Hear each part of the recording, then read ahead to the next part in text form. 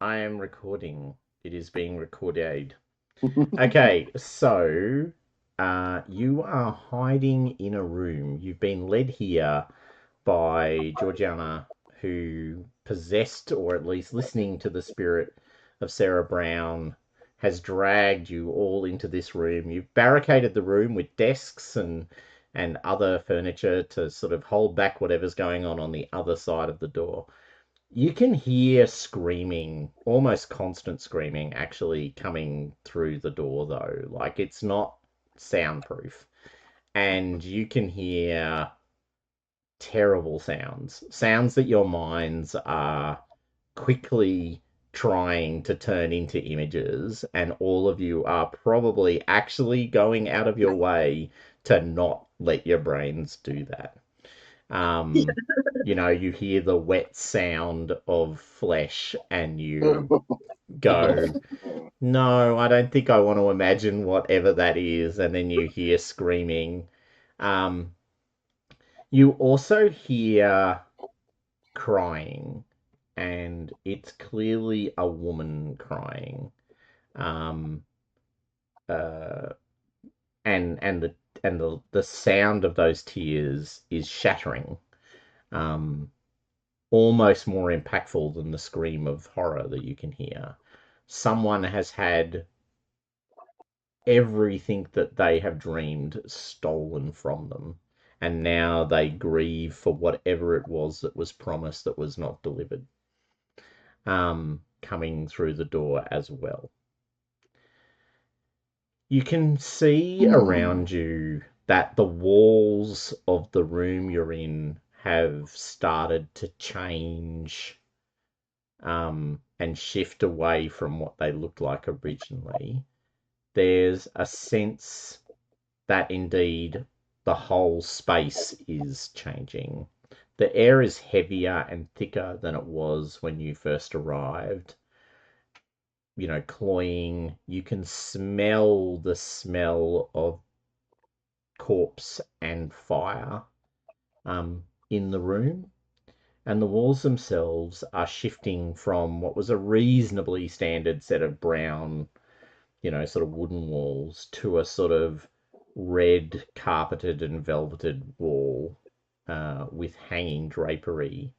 The books and the desks have also, in the same process, started to change their form and their function, moving back in time to earlier versions of that furniture. There are, and I will just go to the map while I remember. I probably need to go to the main level. Thank you. That's where you guys all are, where I wasn't. You are in that room 6, Mm-hmm. and Yeah. you've barricaded the doors coming in from the main space, so you can see the Mm-hmm. 5. You've Mm-hmm. barricaded those doors there with the furniture. You can see 2 doors behind you. Um, one of those doors has changed to the point where it is no longer a door, rather, it is an archway. And on the other side of that archway, let me just make sure I get this right.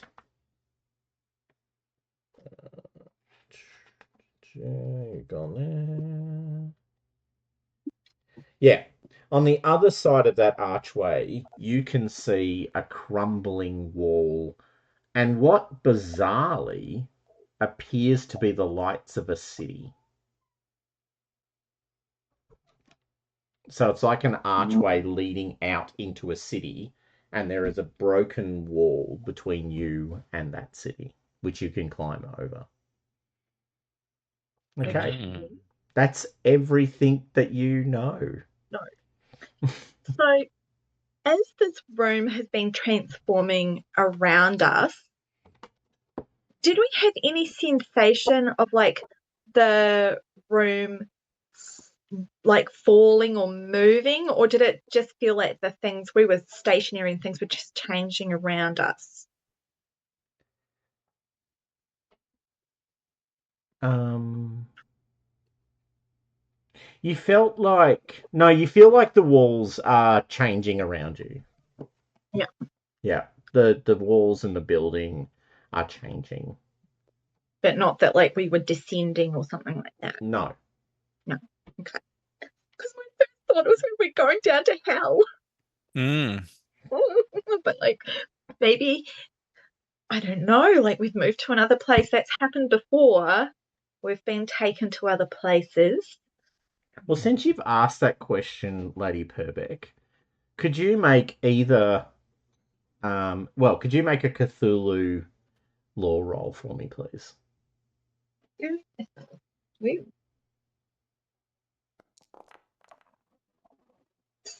Yeah, no. No chance. You're completely fine. There's no Yeah. there's no way that you're descending into hell. It's completely fine. But surely if we were descending into hell, like, we'd feel the movement of like going down. Exactly. Everyone knows hell is down. Yeah. Can I ask the grieving, no, not the grieving, the crying woman Yeah. or crying sounds that we heard, is that behind the barricaded door, On or the is other that side. further on? No, Okay. it's on the other side. It's where the screaming and the wet sounds are coming from. Okay. All right. Mm. I think that I turn to the others and say, we were told of a grieving angel. And I hear that. Do you hear that sound? That crying, horrible, keening sound. I do. I do hear it.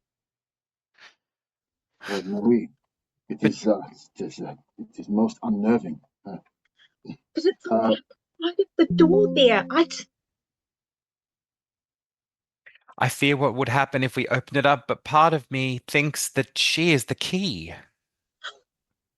But remember, the girl who came to the house, she said I must speak to the grieving angel. The weeping angel? Hmm. But I left her there. I left her on the side of the road. But perhaps there is a way for us to look without opening the door fully, just a small amount, and then slam the door shut again. If something was to come at us. Is there an opportunity to do that? Well, you would need to unpile all the furniture that you've used to block the doors for a start. Because there was that whole let's pile a bunch of furniture in front of the door to stop the bad things from getting to us.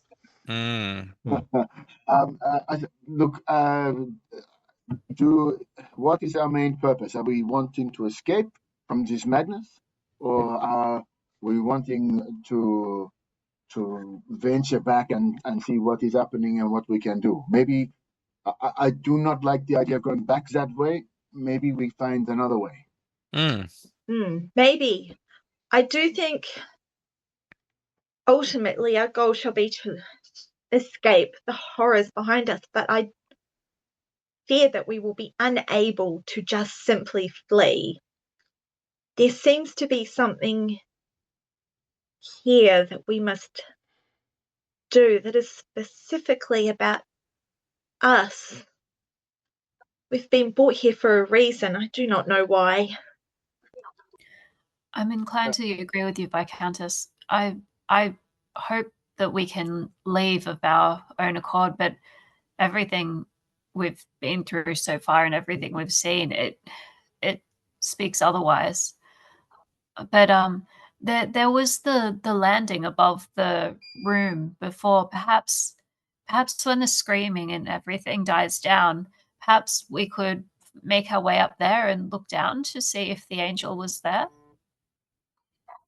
That is an excellent idea. An excellent idea, Miss Lily. But Miss Georgiana. But when I was when the revolution was running and the terror, it sounded much like this. And my experience tells me that sometimes it is better to make your way out while there is noise and other distractions. If it all comes down, maybe we are the next distraction. Does that make sense? I feel like maybe we should. Perhaps we should try to just make our way out as quickly as possible, just in case. By the way, on Yeah. that note, Maybe we can see what we can see. Reginald, Yes. could you make a... Let's see what skill springs to mind. Oh, he's having fun, ladies and gentlemen. Watch It out. descended so quickly. I reckon it actually might just be an idea roll, please. That's intelligence, is that right? It is. Tis an idea roll. You guys are rolling badly today. Okay. There's something vaguely familiar about the cityscape that you can see through the gateway, but you can't quite place it. Maybe have a closer look. Yes. I think we should have a closer look because clearly there's no way for us to block off that entrance. So let us have a look and so see what is cute. out there. It's so cute. So we have the option of going through the. So one door has the cityscape, and the other door is still kind of there. The arch. Yeah, the other, closed. Okay. Maybe we open that door first and have a look, and then maybe come back and see what this. I don't know. The archway frightens me, to be honest with you. Sorry, could I ask Tom, when you said that it's a cityscape and it's somehow reminiscent, of course we haven't succeeded, but is what we are seeing the Wanderer? The Wanderer? Yes. The painting from the list of paintings. Which we would have just seen. You would have just seen it. It's a valid point. Let me have a look. What does the Wanderer look like? No. Okay. No. That is all good. That was my little Hail Mary of like, oh, I've seen this. I saw it somewhere in a dream. And with the art, was it all paintings, or was there any sculptures or anything like that, or statues? All paintings. Okay. So while the others are looking at the archway and stuff, just for completeness' sake, Georgiana, probably in an attempt to calm down, will go over to the books and have a look at the books. You mentioned that they'd changed from what they were before, so she's just going to look at them because books is a great way to calm down. It is, especially in Call of Cthulhu. Yeah, books bring delight. Always. You open up the books, and they appear, for all intents and purposes, to be they've all turned into handwritten diaries. Excellent. Can she just have a sort of skim through them while the others are talking about the archways and you cities? Can familiarize yourself with one or two of them. They seem to be quite extensive. Roll a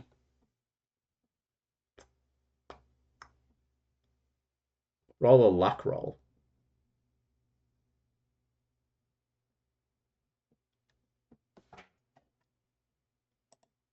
For me.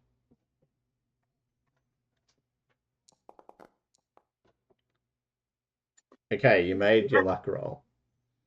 Okay, this appears to be the diary of Valaquin the artist. Vaquilin the artist. It's from his early days. There's references to, a time before, like he was a junior or a minor artist at the time of the royal court pre the revolution in France. This diary, you don't read it very far. I mean, it's handwriting and all of that, so not easy to read quickly. But the gist of the book you have pulled out is this is very much early in his life. He's just making his way as an artist. He's met this beautiful woman who has transformed his life and who he is sure will be able to provide the right level of inspiration. A woman who studied in England is the inference, but has come to France in her youth to visit family who are still resident in Paris. Mm. You can see that you've picked the book, by the way, from you can see that the books go on, and towards the far end of the wall, the books are significantly thicker and significantly thicker, and sort of attractive in some yet to be specified way. Okay. So I think that Georgiana will look up and say to the others, Viscountess cousin, Mr. Duplessis, please look at these books. It seems like it is a diary of the youth of this Valquilin. Valquilin. I well, have I heard mention of a certain playwright who Does he mention me? Elbows her out of the way. Quick, does he mention me? Does he mention me? Oh, perhaps you should have a look and see. And I guess she might leave that one to her, and she's going to go and see if she can grab a later volume, like maybe the latest The one. latest one. Yeah, that won't have crazy stuff in it at all. I love that. That's great. Do that. Because I just love it. That's such we all a know cool Jay's idea. only got your best interests at heart. I have got the story's best interest at Through heart. that. Okay. I think that the best interests may not align with sanity. Yes. Fair.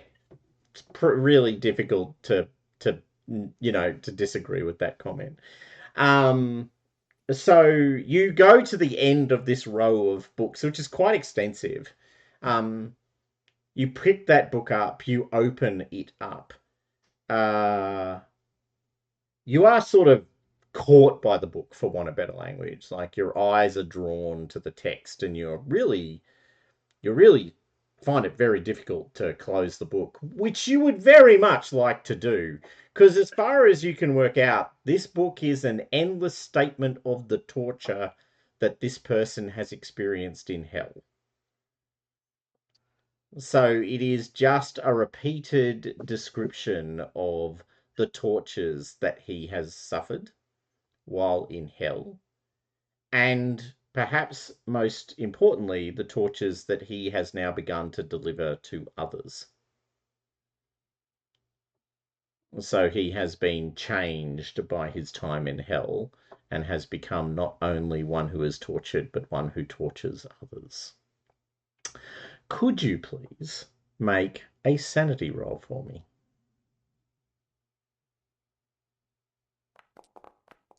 I knew that was coming. Your sanity's off the chart. I'd forgotten this. Please lose 1 sanity point for your success.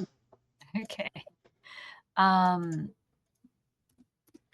guess if Georgiana is able to force herself to look away, and she might, playing with fire, but she might try to go a few books down. What she wants to find is anything that was perhaps right before he passed on that might have some key to what we are looking for. And at the moment, I know it's just a matter of luck and just picking out a book from all of these, a needle in a haystack. Of all gaming systems, Cthulhu has your back. Could you please make a library use roll for me?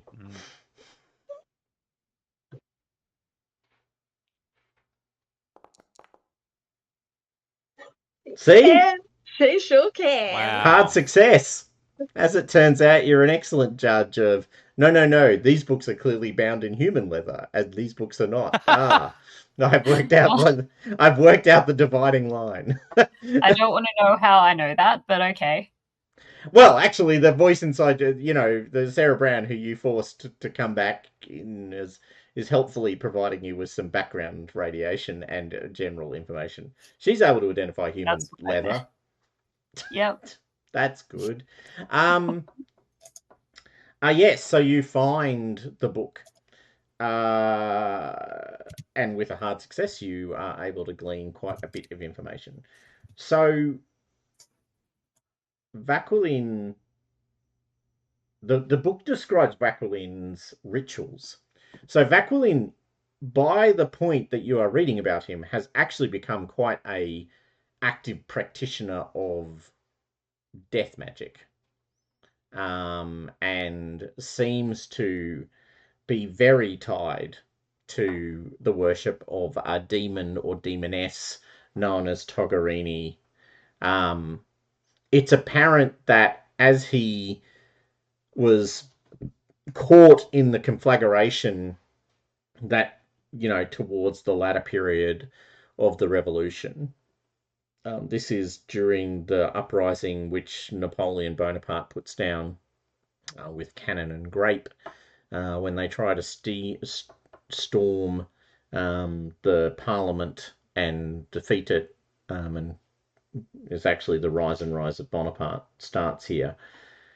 Anyway, by this point, Vaquilin had completely aligned himself with the Jacobins, and actually was working hard to get more people convicted of crimes, so that he could use their deaths to power things that he wanted to do. He did not expect Bonaparte's cannon and grape solution to the protesting riot, and was caught surprised by cannon and killed, actually, during the revolt, in the square in front of those cannons.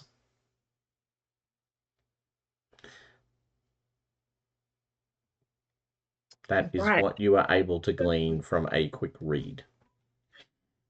What I want to know is, does Georgiana put the name Togarini together with like what she's reading here with the name that Eliza gave coming in to the building?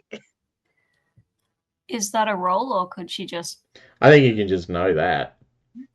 Okay. It's not like Eliza was spending any energy making that anything other than, here's my name, I'm Togarini. Remember, this was at the same time that she was arguing you should use a different name too, and you did. Yeah, I think that would stick in Georgiana's mind. Okay, so Certainly sticks in Georgiana the other notes person's mind. and it makes a small sliver of doubt appear in her mind that there is this demon that Eliza seems to know quite well, but at the same time she tries to rationalize this with, she knows that Eliza, is quite into the occult. Obviously we know this about each other. We try not to get in each other's way too much with it, but just that little shiver that maybe there's more here than she thought.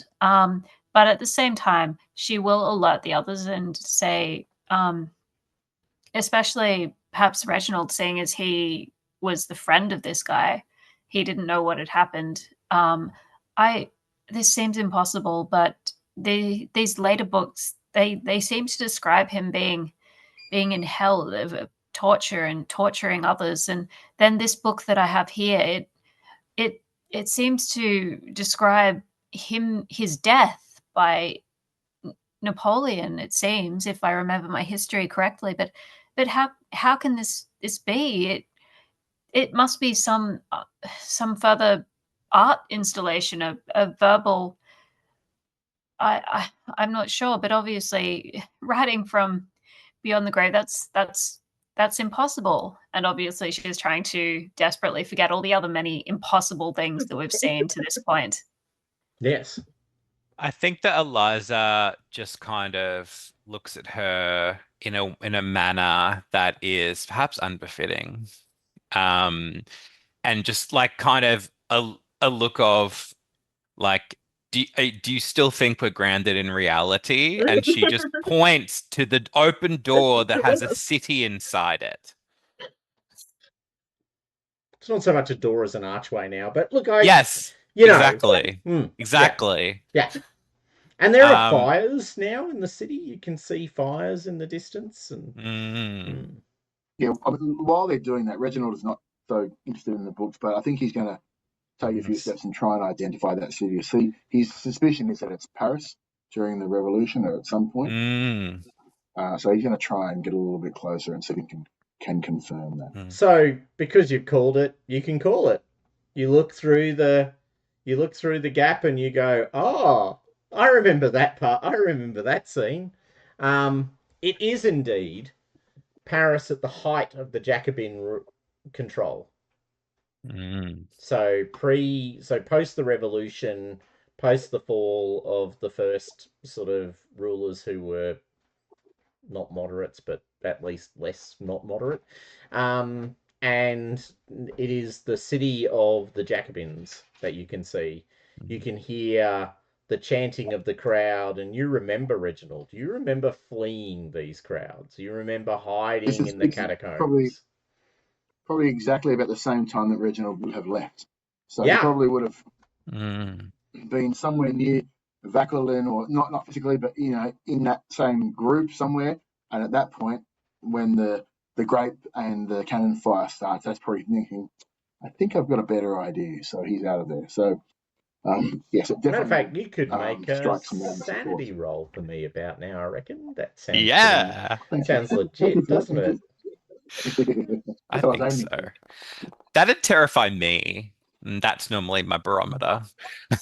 Yes, not great. Not, no, that's a fail. That right there is a fail. But the good news is you're not really seeing anything truly horrific. You're just sort of dragged back to fleeing the city and the terror that encompassed you at the time.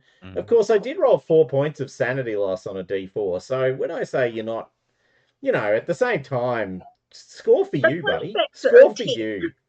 You Yes, know, maximum points. That's what you that's know. great.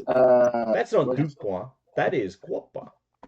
I think Okay, it's probably the fact that the sounds that we're hearing from out there are probably mirroring his memories of the sounds that was correct. happening at the Mm, time as well. So it's kind of a full. Remember, Paris at this point is a city of madness.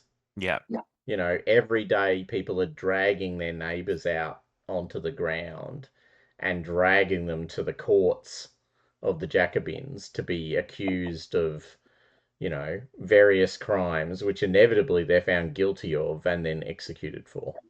Mm, This is a city in the middle of an orgy of death. mm. To think Um, about what that's going to do to Reginald. mm. You've got some time. Take it. Well, I like because I think Georgiana's kind of spoken a little bit about what she's seen in terms of the books and such, I imagine. Mm-hmm. Um uh I think Eliza is interested in uh not the time of Vaquilin's death, Yeah. but the time where inspiration struck. Because he said that the woman that he met gave him inspiration. Yep. Um, so yeah, I would like to try and can I do a library use? By all means. Excellent, because I want to know how this whole thing operates, this whole thing works. Here we go. Where is it? Library use, library use, library use. Oh, good. Yeah. Oh, I think I've got the same as Georgiana. Exactly the same. And you rolled a 2. Yay! Hey! Books! Books. I do books. I know books. I Um, love books. I love books. All right. A quick assessment of the books and your surprising ability to make sense of the markings on the side of the books, which Hmm. is surprising. It's almost like you've got a personal connection with something. Mm. Allows you to quickly identify the tone that comes a few volumes earlier. Important point. You notice that the number of volumes relating to Vaquilin's life, Mm-hmm. in quotation marks, is significantly smaller than the number of volumes that relate to Vaquilin's torture. Mm. There's a lot of torture, and it's all been Mm. very carefully written down. Okay. Well, I am gonna scoot right past that torture porn. Okay. I'm Fair. gonna, yeah, I was I think avoiding calling it torture porn, so I'm glad someone else went there. Okay. good. Yeah. Thank you. Yeah, so is like, and I'm happy to, if there's nothing or if there's something else you'd like to give me instead. But yeah, is there any information about that inspiration piece or So, how he kind of, like what that woman did for him? so the scene you're referring to, Paris.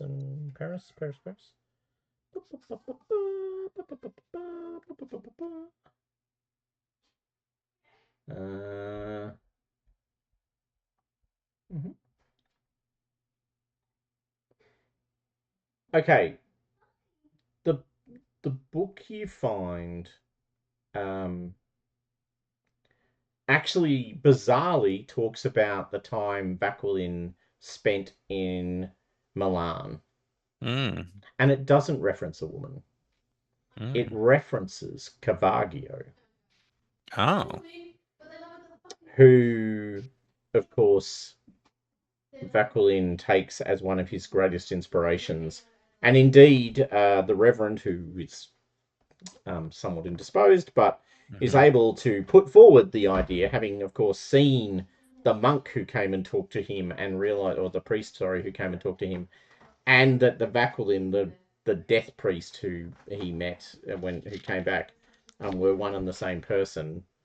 Don't disturb Mm. the cat. It's had to fight her off for 30 minutes. All right. Sorry, talking to my children. So his great inspiration is Cavaggio. Mm. He spent time in Milan.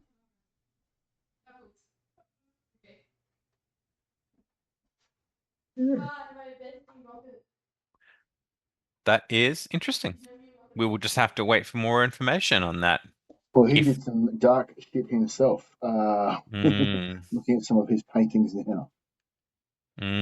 look, what is it? Saturn eating his son? Oh, one of my favorites. Crucifixion of St. Peter, the death of the Virgin, Mm. taking Uh, of Christ. Oh, the taking of Christ. Hmm. so yeah, so if that's what I get, I think that Lars just like skims through and finds that out, lets everyone know, and I think I probably sidle up to Reginald and ask him, "Do you want to go in?" Like gesturing to this ramsacked Paris. Yeah, I've been thinking about that. If I had have gone 5 points and into a bout of madness, it was going to go sort of into like either a fight, flee, or freeze kind of thing. I think he was either going Mm, to, in the head where he wanted to flee Paris, or he wanted to go back to Paris to maybe try and save some people that he didn't save when he fled. And he's got a little bit more nous about him about that, but I think Reginald wants out of there. He equally wants to solve this, but I think he's very creeped out by the whole 360-degree aspect of this. The sounds are probably affecting him as much as anything else. Um, so I don't know about going to Paris, but I'm thinking about going through that other door to get the hell out of here. Um, so yes, inaction is not going to sit well with him. He has to do something very soon. No. I think I will go and listen at the door that's closed. mm. See if I can hear anything through it. Very You can hear. Make a listen roll. Actually, make a listen roll. listen roll. Listen. Where am I saying Let's make listen? Let's I'm make that terrible listen. at listen. Why am I doing this? God. No, there's nothing here. Nothing to That's probably, you hear. can't hear all the death and screaming going on. Yeah, It's probably all great. you can hear, that's right, all you can hear is the background noise of the death and the screaming coming from the other space. So you can't hear anything through the door. Has it got a keyhole or anything like that? Has it got a keyhole? Sure. Yeah, why not? Right. I'm gonna have a little. Is it spot hidden to look through that? I think it is, yeah. Yeah, that sounds pretty legit. See that spot hidden roll come out. For Lord's sake. No, nothing. No. Go. You're not. I mean, let's face it, the Viscountess is not bend in the middle kind of person. No, that's true. So your ability to bend down to look through the keyhole is actually, in a sense, just a bit beyond you. Yeah. I mean, the idea is there. It's just that the body is not willing. Willing. Yeah. Yeah. I feel that. Yes. Okay, I think Reginald is going to approach the Viscountess and say, Madame, we need to move. We cannot stay here. That horrible awfulness will not last forever, and we need to find a way out of here, or some sort of movement. We must go. Can we gather the ladies and the father and make a move? And I think he's going to head towards the other door, not the one at 10, but the one at the bottom. Well, that is that. To be clear, 10 is the door that you were just listening at. So I'll just make it very clear that the door into 10 is the door. Right. The gateway. Oh, right. So the archway. The archway is right, the okay, one that would lead into the corridor. Right. And into Right, Paris. okay. Well, into places. Whatever. Yeah, somewhere. Yeah. Sounds like a very shady travel agent. Absolutely. Okay, well, yeah, I might have a quick listen at the door to see if there's any obvious sounds, and then see what happens. And then I think Reginald's going to open that door. But we'll have a quick listen first. Okay, make a listen roll, Reginald. No, 51. Is it worth spending the luck? No, I don't think so. He's traumatized by all the death and carnage and being sent back in his mind to the revolution. So I think he's just going to test the door that it's not locked, and if it's not, he's going to open. Okay. You test the door. It does not appear to be locked. You can open it. Okay. He has a look around. He probably draws the dagger that I think he stole from the guy in that last adventure. And says, "Okay, let us go. Come on, the sacrificial dagger, the bronze dagger. Oh no! Oh, is that what it was? Oh, did you steal the dagger from Covington, or did you steal the dagger from one of the women? No, I think it was from Covington. Ah, then yes. Remember, he just had a knife. Yep. Yeah. When I knocked him down, I think I've got a sword as well, but yes, I've got that knife. So yeah, opening the door, hoping. Quick, come on, let us go.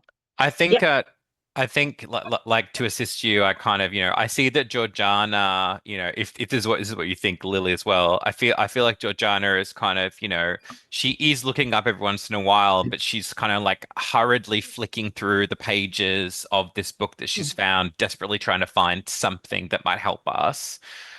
And I think that I just kind of like I try to like pull her away from the bookcase, and it's like it wouldn't do well for us to lose our lives. We must go.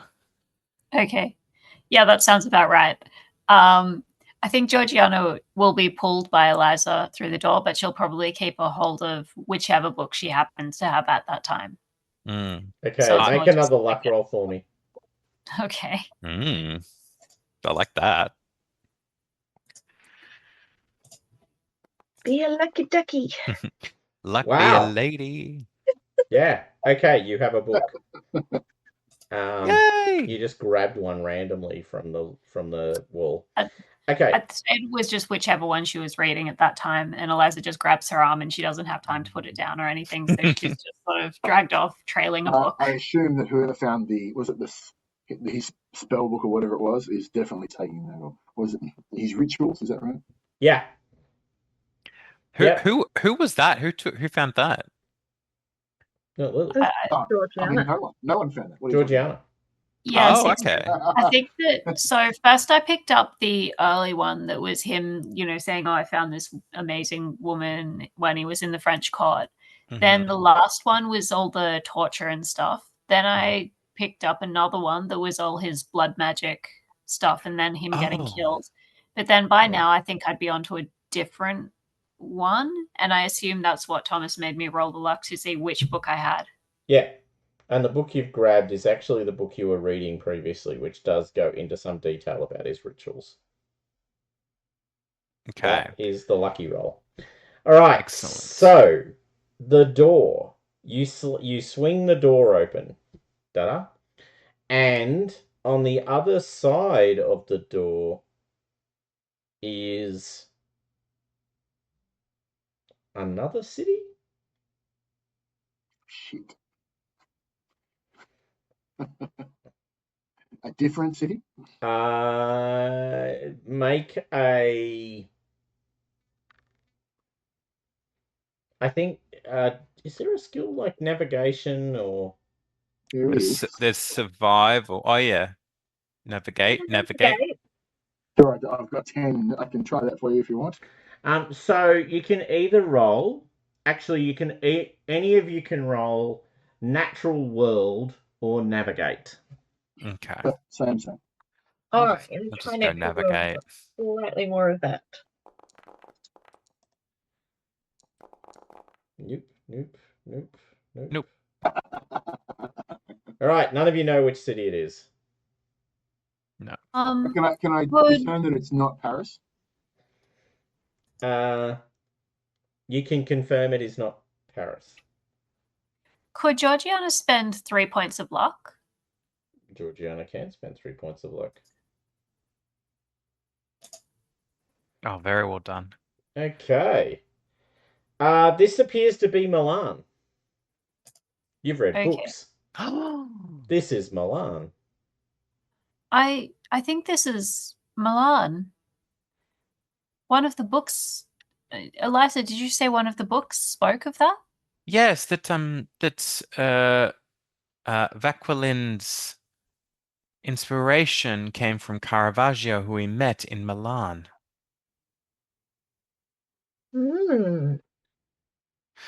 Like looking at the actual scene, is it similar to Paris in the sense that everyone's like rioting and their stuff, or does it just look peaceful?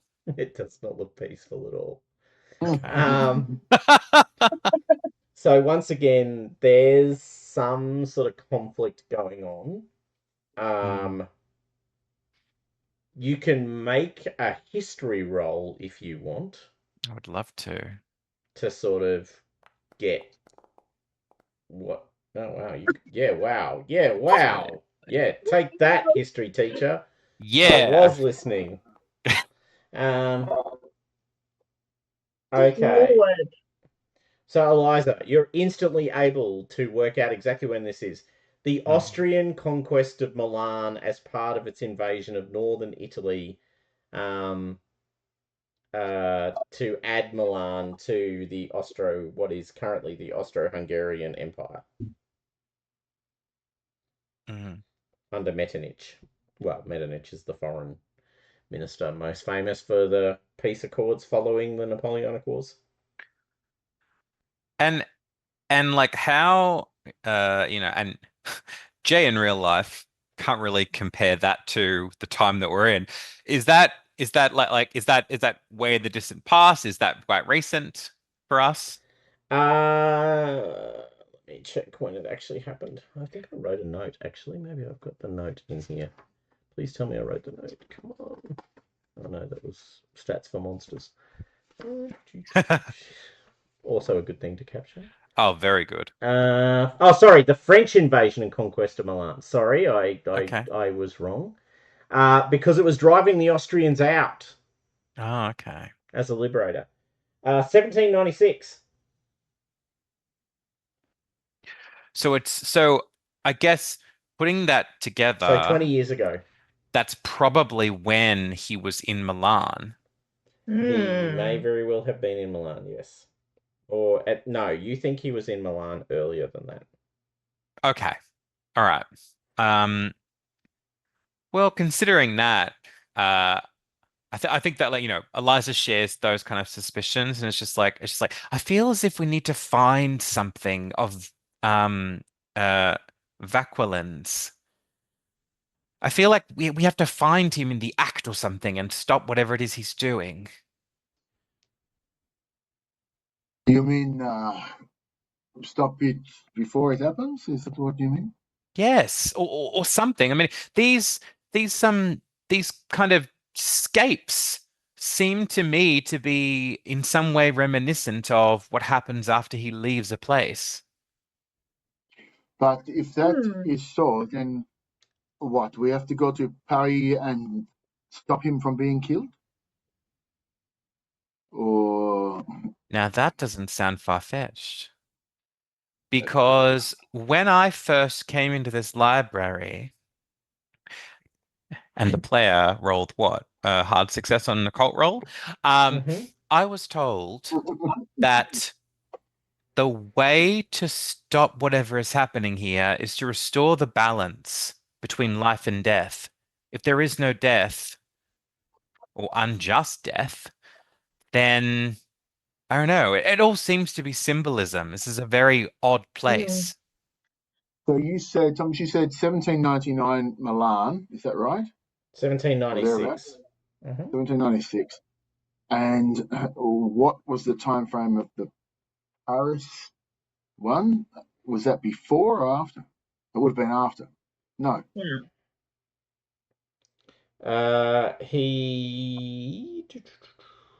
There's this where it happens. I'm just looking up the exact date. There it is. It is.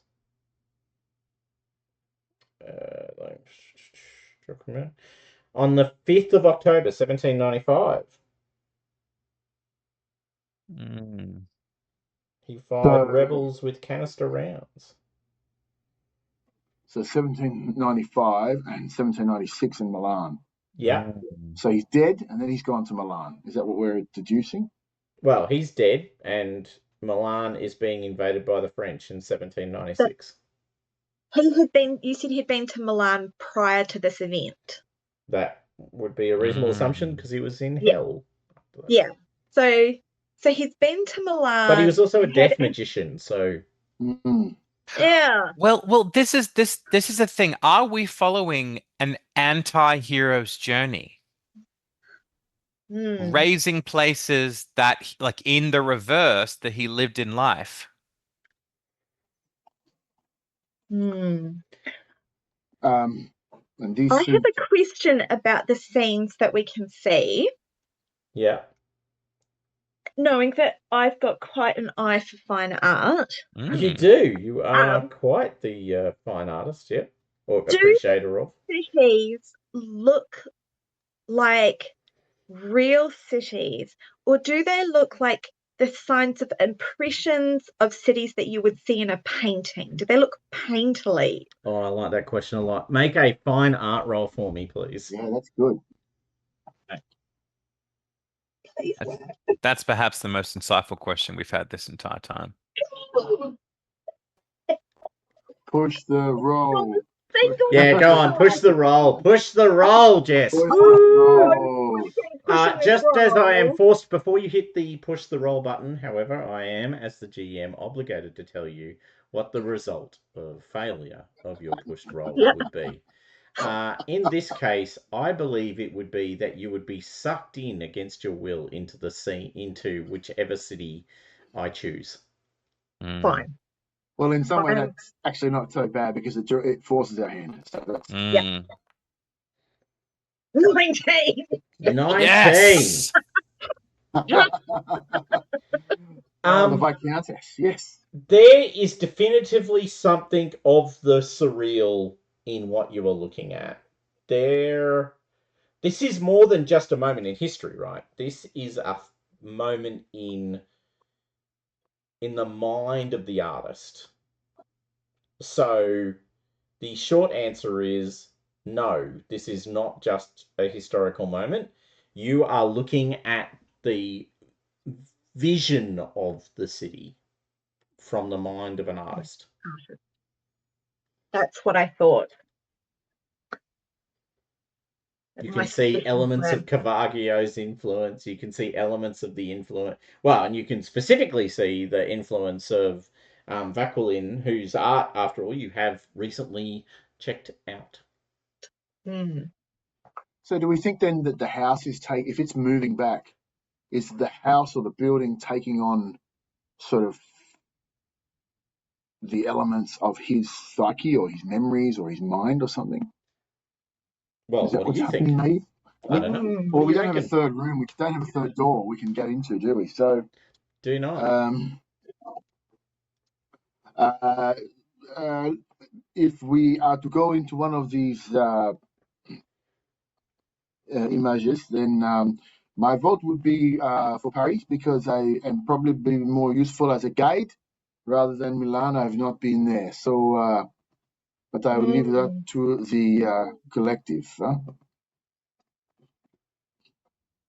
I would, of course, feel much safer knowing that we knew at least somehow where we're going. So I think Duplessis, part of me believes that somewhere in this ruined city is the gate to the next room. And you're probably the best person to find something that's out of place. Hmm. So I vote for Paris. I agree because Uh, also, Monsieur Duplessis, you said you knew of him when he was in Paris. So perhaps Oui. you will know like the places that he would have haunted. Where would he have gone? And we might find this thing that is needed. Or some clue that would help us restore this balance of life and death. There is far too much death everywhere. Perhaps okay. we will find life. They are all good ideas. I do have one concern. That if we are going, and we do not know, but if we are going back to Paris, Viscountess ladies, we cannot go there in the middle or in the ends of the revolution, looking very wealthy and overly dressed, and so maybe we might have to do something. I do have, I've got disguise skill. Maybe I could do something You with. could. Yes. You could make everyone look poorer very quickly. Yeah. You are surrounded by people. However, you're also surrounded by people who are dressed definitively out of style. Like, this is Paris of almost, well, explicitly more than 20 years ago. So please make. Oh, sorry. Go, Georgiana.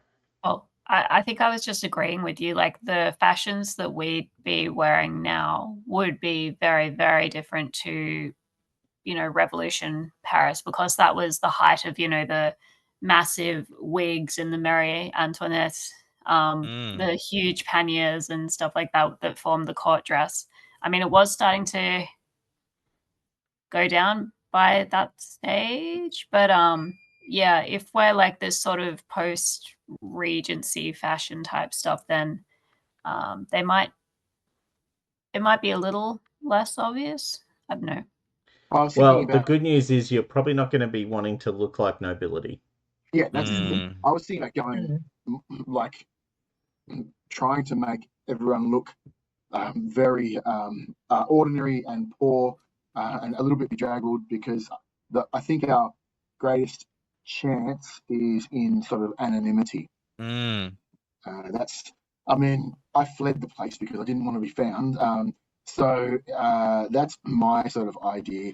So I don't know what I can do, but surely we can, cut some bits off, and we won't have to. We don't look like nobility. We can just, Are there any like curtains or tablecloths or anything that we can just rip off and? Well, as I said earlier ourselves on, you were coats? getting the red velvet and the drapery. Mm. So Yeah. you were getting drapery. Yep, There are bland is good. drapes. Okay. I wouldn't say they're plain. They're this deep, rich red. Okay.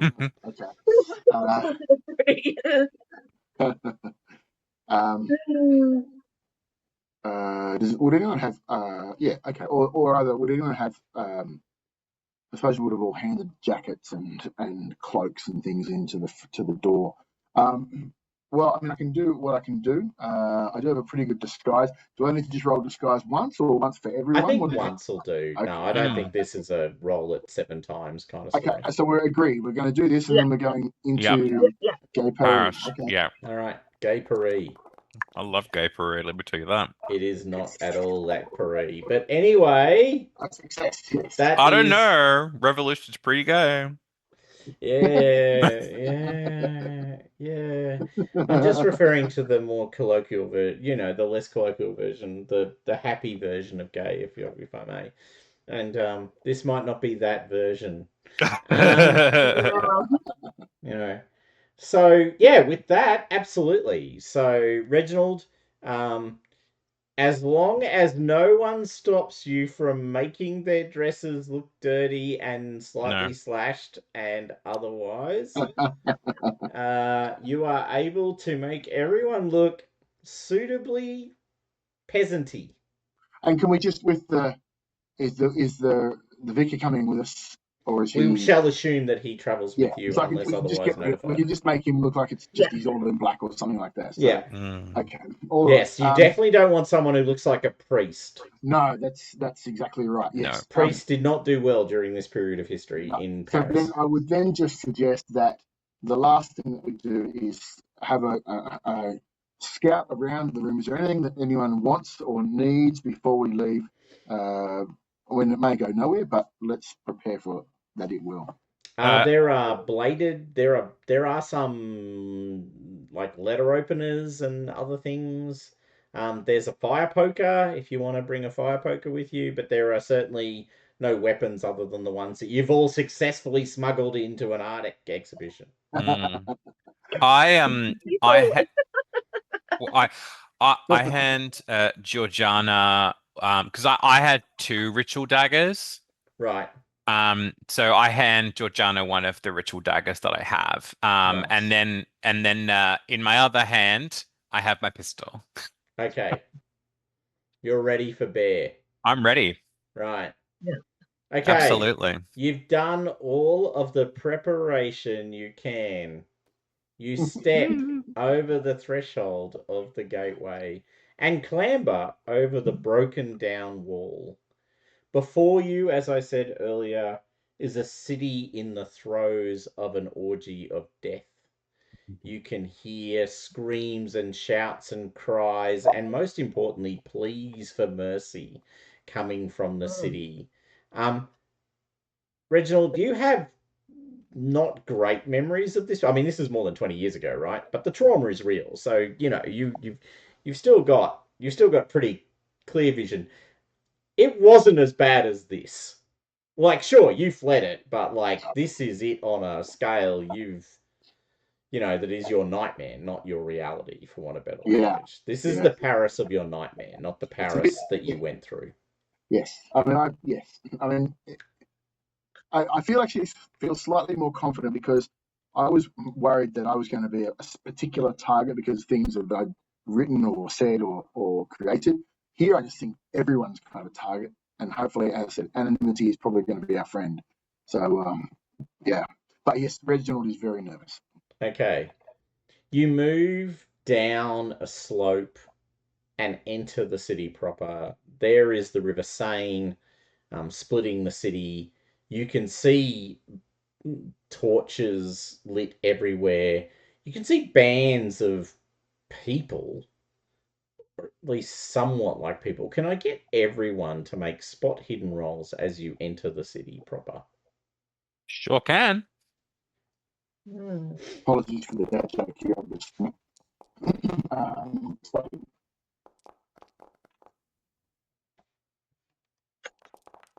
Wow. Not today. It's a No, good thing nothing. Georgiana's on the tools. Absolutely. Okay, Georgiana.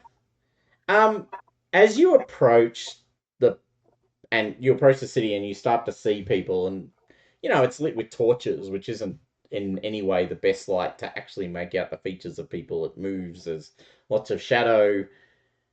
You realize that the faces of the people are wrong. They're wrong in the sense that they are dead.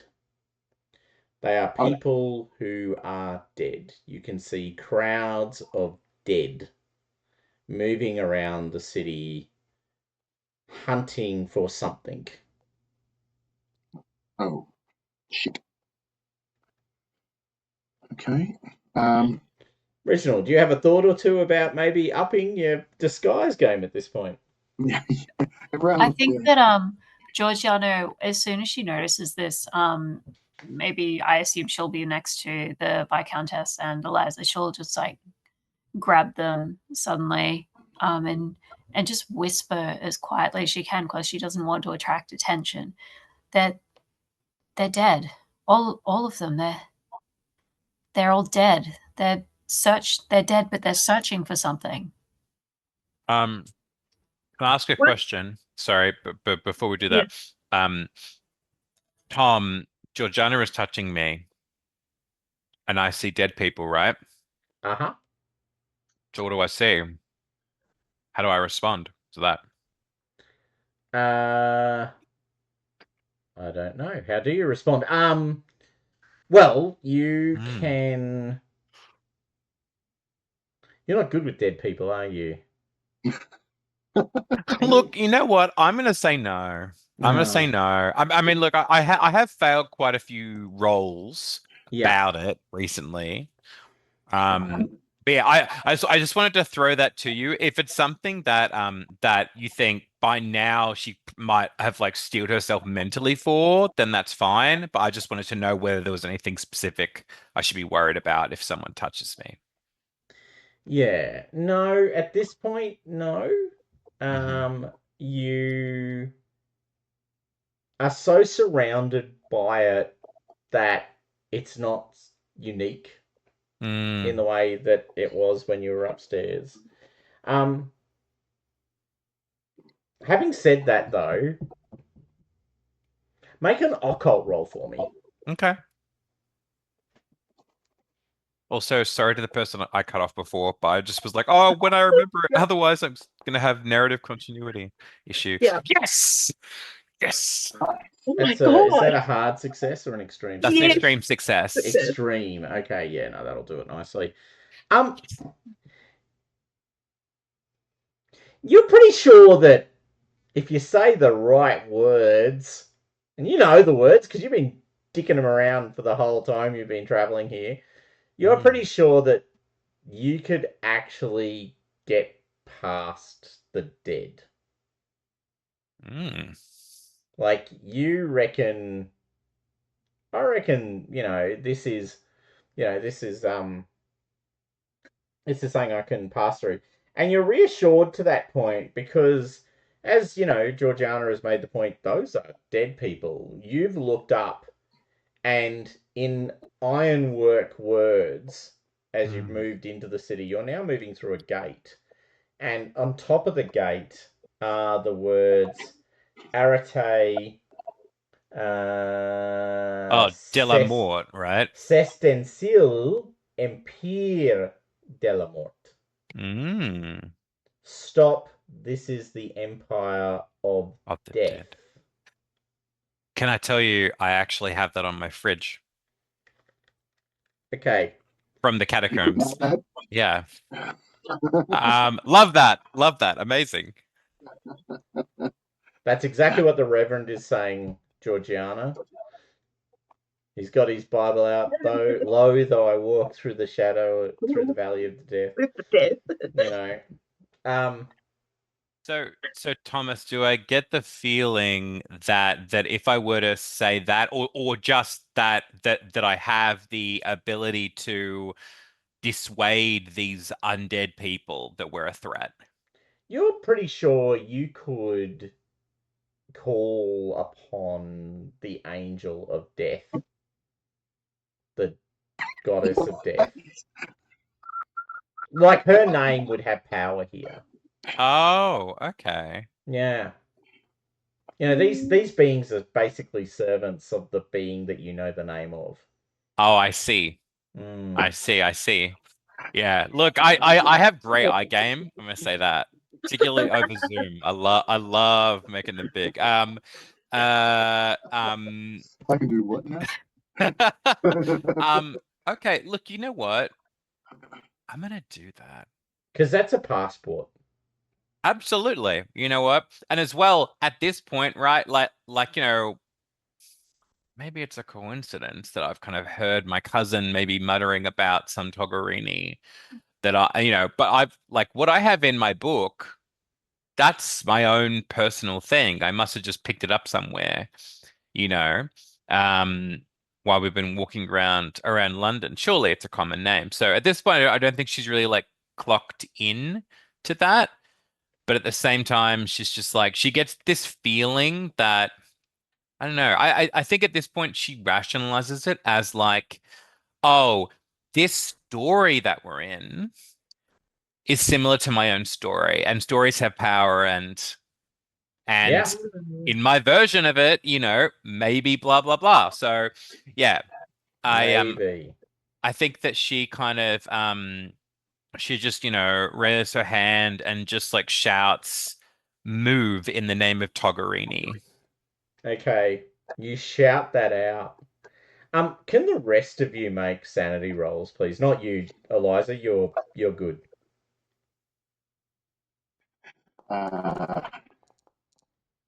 99. Shit. Oh.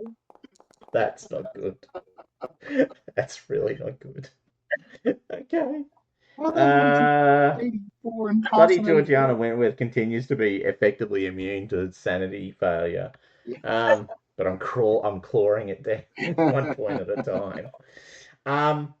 Okay, so the three of you see completely different things. So, based on this roll, I'm going to start with you, Reginald. Reginald, Eliza yells out the name of something, and you don't catch the name. It's all a bit of a buzz. It's like a buzzing sound.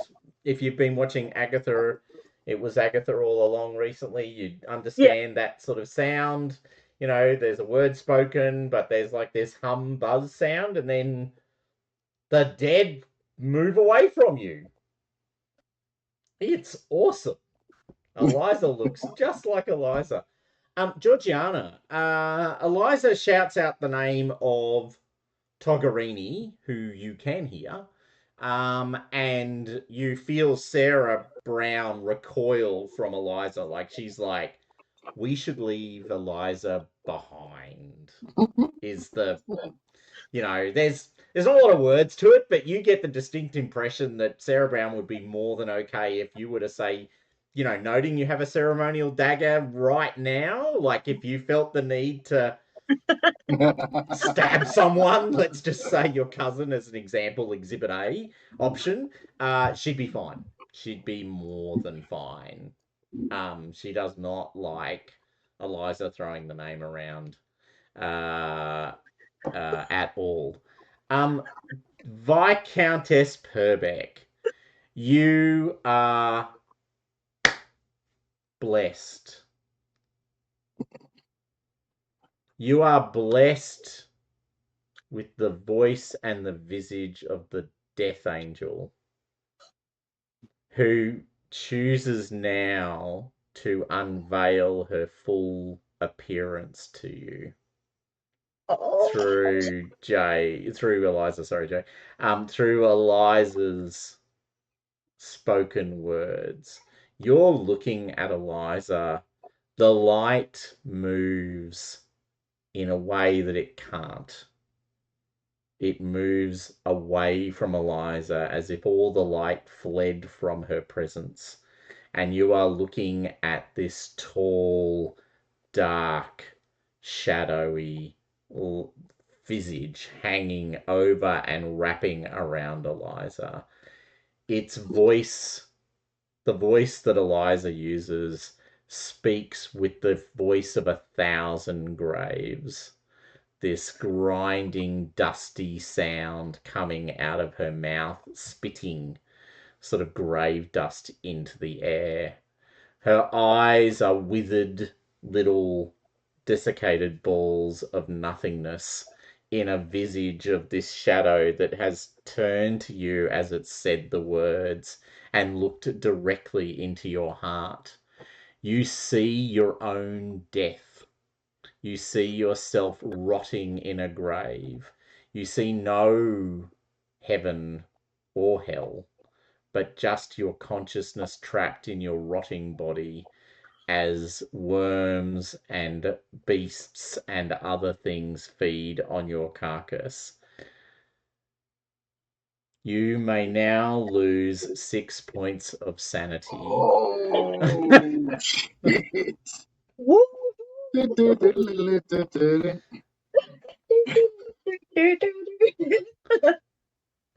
down to 31. So you are insane. You are, like, for a moment, you are completely insane. You have a direct vision of your own death, but not like the dying bit, the bit that follows. This red. Yeah. This is what I've got. And you know that Eliza is carrying the spirit of the death angel, that Eliza is just flinging it around like it's some freaking toy, right? Like, she's just like, I'll just use Togorini's name. It'll be fine. Right. What could possibly go wrong? Turns out, in your mind, a bit. A lot. Yeah. Yeah. What would you like to do, Jess? How would the Lady Purbeck respond to the sudden realization there is no afterlife? There is no promise of heaven. There is no promise of hell. There is just death. Death. Like, this is absolutely crushing to her because she's been like a devout Christian her entire life, and for the 5 years since her husband died, she has been carrying with her the knowledge that he is in heaven and she will join him one day. So it is just like crystal shattering of her most fundamental beliefs about life and death and what she thought would be awaiting her after death. And the idea of being trapped with her consciousness just like trapped in this coffin, in this rotting body, like, absolutely not. Like, oh my gosh. It's just no way. No, fully insane now. But there's also that part of her that, like, this is a monster. Yeah. Eliza is a monster. Well, I think she doesn't even realize, like, it's Eliza, but also, like, there's something else in Eliza. She's got to destroy that thing or drive it out or something. Drive it that out is sounds very good. wrong. Drive it out sounds good. Drive it out. Yeah. But she doesn't, like, how this. So, this angel figure overshadowing her, is it the same one as the statue that we saw standing over the weeping angel? No. No, different. Different. Yeah. Okay. Well, Jen, I'm not sure how you go about driving out angels of death. Make a a history roll, an occult roll, like your pick. Go for broke religion if you've got it. I'll go for religion. I've got a little tiny bit more of that. She's thinking about just grabbing the rector's Bible out of his pocket. Okay, what you know absolutely is mortification of the flesh will drive spirits from the body. So pain. Pain. Causing pain to the host body will absolutely drive out the evil spirit. You can't kill the person, of course, because then they die and that's bad. They go to hell. Not that you believe, not that hell exists, but but what you know is that if you can cause pain, real physical pain, over an extended period of time, then absolutely the spirit will be driven out. You just need to work out how to get Eliza to a point where you can do that to her. Which means your insanity is completely inside your head. No one else knows that you have completely flipped. You're just sitting there now waiting for a moment to effectively kidnap Eliza and take her somewhere and then cause her a lot of pain. But it's for her good. It's for her good. I'd just like to point out at this point that the rector may well be on board with this plan, and Georgiana also has a voice in her head that is now telling her that Eliza is got some sort of evil demon in her. So Sarah Brown would absolutely endorse the Lady Purbeck's plan. Just doesn't think you should stop at the pain. But beyond that, completely signed up. I mean, okay with the pain. That sounds like a good road to where we need to be. Like, more than okay with the pain. But it would be. But also if you just stab her in the back and she dies, that's fine too. That's not as much fun. But sometimes we have to give up our little bits of fun for the better, for the greater good. Good. Wow, I'm starting to believe that the voice in my head isn't all good. I don't know why you think a vengeance-driven witch it would be just a bad person. Yeah. All right. So Lady Purbeck, your mental condition is shattered. You have an obsession now. Oh, obsession. I better put this in my backstory. Yeah, and your obsession is that you are going to drive evil spirits out from people. And your first target is Eliza.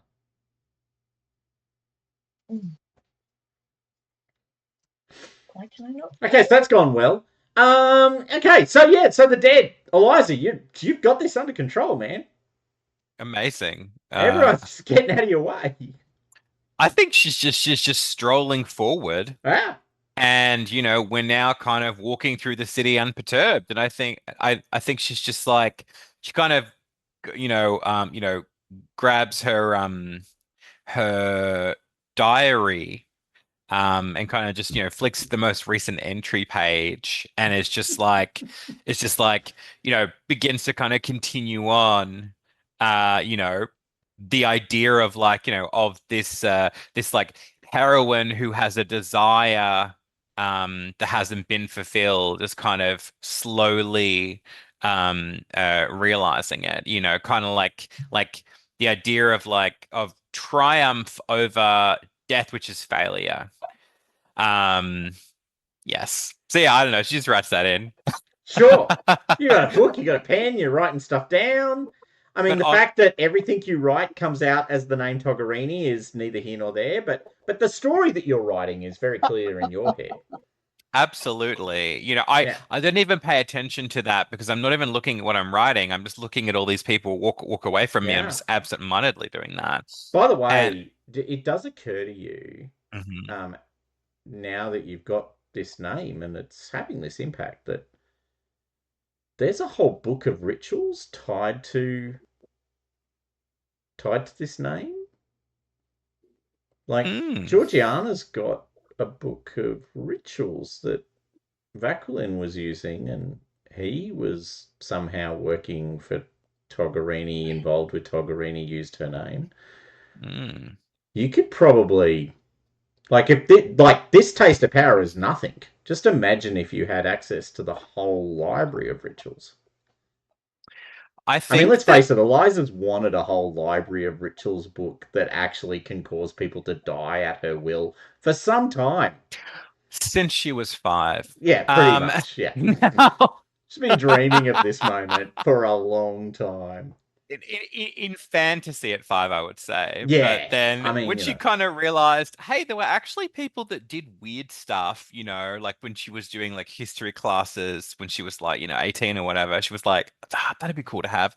I think that what I'm gonna do, like again, right? We've said I don't know that I'm writing just Togherini in this you do not. journal. You do not.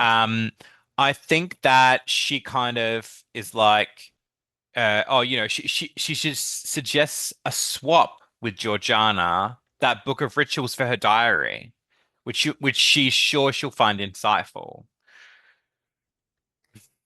How do you feel about that, Georgiana? I guess just what's Sarah Brown saying? Stab her now. Kill Just her. stab her a lot. Stab her. Just a lot. Yeah, Yeah. don't stop Um, until she stops moving would be my first piece of Somewhere around advice. about Like, there. You know. yeah, Cousin, I thank you you don't very want her much for moving. whatever it was that you did, but I'm not sure that it is the time for reading just now. I know that is out of character for me to say, but I really think that we need to just get through this as much as possible. We can read afterwards, as soon as we find somewhere less exposed, perhaps. Oh, that's completely fine, cousin. I mean, I'm happy to show you. Look at this wonderful page. I've been writing so many great ideas. Just like, And does she just see Togherini written Yeah, over and over? yeah. I think that she'll probably just sort of take a half breath, and this will be a sort of, oh shit. yeah, yeah, Cousin, I think that yes. perhaps we should keep moving. As soon as we are safe back home, you can read to me from your diary like we used to when you used to write the stories, that you were hoping to be published. But right now, I think perhaps we need to move. Mr. Duplessis, could you possibly guide us to wherever we're trying to get to? To Are the there any apartments. angel statues in the city that perhaps we could find? I don't quite know Yeah, I was where thinking we're. about were there any places in from his memory, assuming that we're looking for something that relates or You that actually have memories of where Vaquilin had his studio. yeah, right. So that's what we're looking for. Mm. Places that he would spend his time, and focus places for him. That's where I'd head to straight away. Yeah. And probably his studio would be number one. Just as well, ladies. He definitely senses some kind of vibe in the air. I think the Viscountess is insane, but there's no outward um, notices of that, is there? No, Okay, great. no. Well, maybe he's completely oblivious, but he's very much on edge. Everything is switched up to 11 with him because he doesn't really want to be here.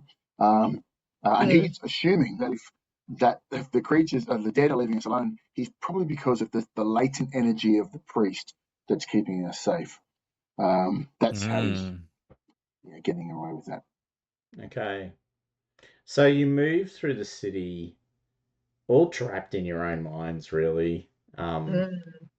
At least 3 of you now are pretty much locked away in your own heads. Possibly the only person who's not deeply affected is Reginald, who is, kind of imagining that we're all here to stop the bad guy.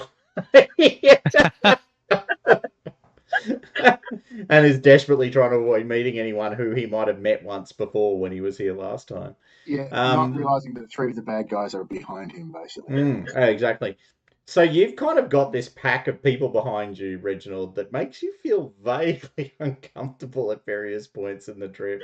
Because, the Lady Purbeck's looking a bit weird, and Eliza's looking a bit weird, and Georgiana's looking a bit weird, and they're all looking at each other. And not in a good way. It's not a good way. Actually, you can And the make... funny part is that in his head as well. Can you make a psychology roll for me, please? Okay, because in his head, he thinks that he has to protect the women. Yeah. That's normally the case. Although he's quite in awe of, I think I've said it before, of the Viscountess, because she is like a force of nature. So if he sees any outward signs that she's losing her grip, it's going to shake Reginald for sure. Sure. So psychology. Oh, shit. Yeah. I'm good at that too. You're good at it, did you say? Yes. Oh, yeah, I am good. Yeah, good enough. Yeah, well, you've got a pretty good read of the people. You've known them now, in some cases, for more than a year. And yeah, there is some... Like, the two cousins are looking at each other, and not in that way that they usually do, which is like, we're all about sort of helping each other out and, sort of fighting against the world, Just checking. Sisters in arms.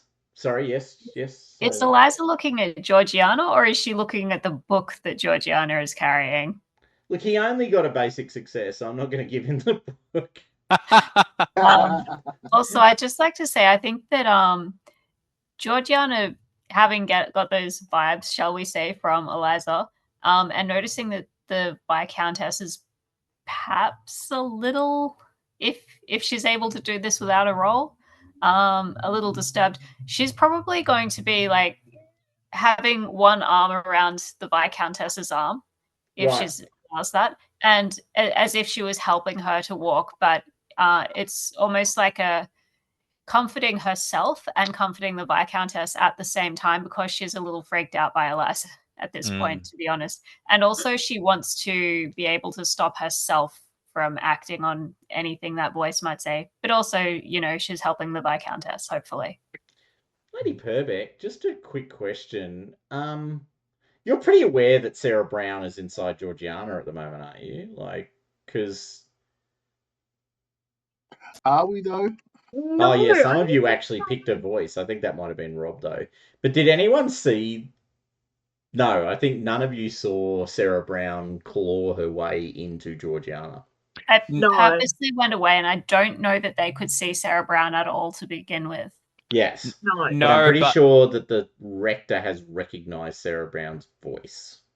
Yes. I think, though, that like when the woman came to see us, Yeah. like Eliza put 2 and 2 together of who it Yes, was. that's And right. also she did see the claws and heard that there was a death via claw, tearing. And so I think that she probably has. She hasn't said anything to anyone yet, though. Okay. All right. No, Yeah. then I Georgiana, think you're that pretty Lady safe. Purbeck is pretty like unaware of what has been going on with Georgiana. As it turns out, probably a good thing right at this moment in time. Yeah, now that I've got this new obsession. Yeah, with evil spirits and driving them out of people. I think that It's going to be very, very hard for me, though, because, there's that maternal instinct. Well, you're doing it from love. Yeah, so I think it's going to have to come down to the, spare the rod, spoil the child kind of Exactly. feeling. Yeah, these people, you need to mortify their flesh because they'll be better after you're done. Yeah. Clearly, I have not been hard enough with these young ladies. And yes, it would be my fault because I am the guardian and guide. And you need to do the hard things. Yeah. I think that if it is that Georgiana kind of peels off to kind of walk with Lady Purbeck, I think that Eliza is just like, because all these like dead people are just kind of moving away, right? Yeah. they're just like we're walking and they're kind of getting out of our path. I think that Eliza is just like kind of at this point, I haven't really, I'm 3 points off indefinite insanity, so fair enough. I think she's just skipping down that gay little street. And I mean, but at the same time, it's like there's fire in that building, and there's like rubble in this building, and what have you. And she's just skipping, keeping kind of up with Reginald as he guides us. And I think if Reginald sees her doing that, that's a sand roll for Reginald, or it's a psychology roll or something, because that is truly creepy as far as he's concerned. That's very Well, unsettling. you got that psychology out there. So Yeah. So I think from Reginald's point of view, it's pretty clear that Eliza's lost it. Like, yeah. I don't know if that has as big an impact as if it was Lady Purbeck, where you would actually, to your point, sort of really, if anything, it actually makes you feel more protective. Yeah. About Eliza, right? Because now you've got to stop her from coming to harm. But you're also seeing her doing this kind of ditty rhyme thing as she's skipping down the road, She's doing what little kids do, She's just kind of rhyming words. It's just that the word she keeps on rhyming is Toggerini. As she sort of skips down the road, Toggerini. It's like a child where you look at it and you Yeah. think something's broken there or something. Yeah, something is definitively broken there. Okay, you kind of move through the city reasonably easily. Reginald, you're sort of leading, but you actually have to move reasonably quickly to stay ahead of Eliza, who is actually, as per comment, skipping um, down the road.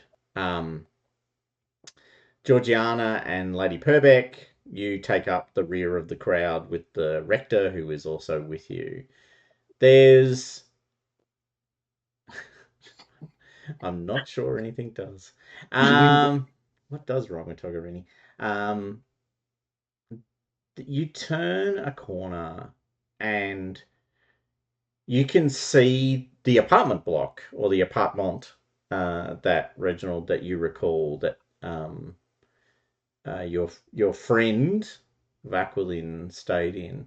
Of course, this apartment is huge. It's a cathedral where there was just a simple little rundown tenement type apartment building. There is now this giant cathedral. You can see black glass over all of the windows and raised motifs everywhere, skulls and hanging visages. You can see people strung up, hanging in desperate pain from various points of the building. There are a pair of black doors which lie part ajar into the front of the cathedral.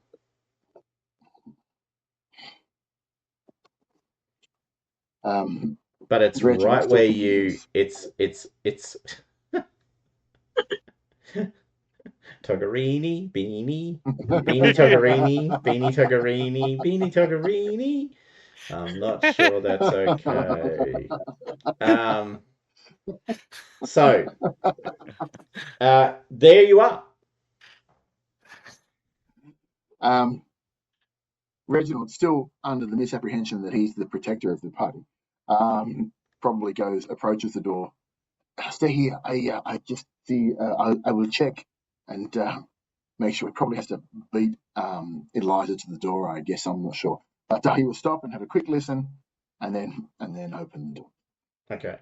The good news is you don't really have to open it. These are giant doors, so the part ajar bit means you can walk through them. Like there's more than enough space for a person to fit through the doors. Listening at the doors, you can hear moaning.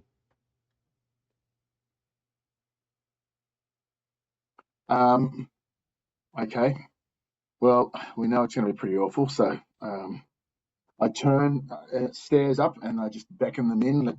Let us go. Go quick. We try to find what we are seeking. Let us go. Can I like as he kind of, listens, Yeah.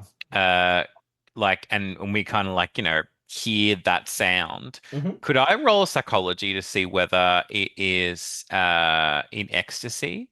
You could. Because one of the paintings does have death having sex with death. Yeah. Yeah. Go for it. And as you can tell, I'm desperate for these paintings to happen. Yay! Regular success. Yeah. It's pretty believable. It's Yes. it's not the sounds. I mean, well, there's sounds of pain, but there's also sounds of ecstasy. Interesting. Not that Eliza would know what that sound sounded like. I couldn't comment on it. One No. might think. I mean, your Mm, parents once a year. absolutely. And I very much try and, put something woolen in my ears, or maybe even go for a nice brisk walk. Um, So yes, you can tell that the sounds might be pain, but they also might be ecstasy. hmm. All right. So, Reginald, you're going in first. Yeah. Unless anyone's Okay. pushing past me, no, I'll go first. No, I suspect you're the first. So you step through the doorway and you see um, you're inside a cathedral. You are definitively inside a cathedral. It has no pews, so there are no chairs of heavy wood filling up the space. Instead, there are giant canvases hanging from all of the walls, and on the ground are more canvases. You can see that there is a young man, a man you recognize, Vaquilin from when he was younger, desperately painting on these canvases. Standing next to him is a very young, uh, is her name Marielle Dubois? Anyway, Yeah, that was the name of the woman. yeah, Marielle Dubois. So there is a very young Marielle Dubois standing next to him, making the sounds of sexual excitement, and he's desperately trying to look away and pay attention to his paintings as she effectively cavorts around the canvases, trying to lure him away from them.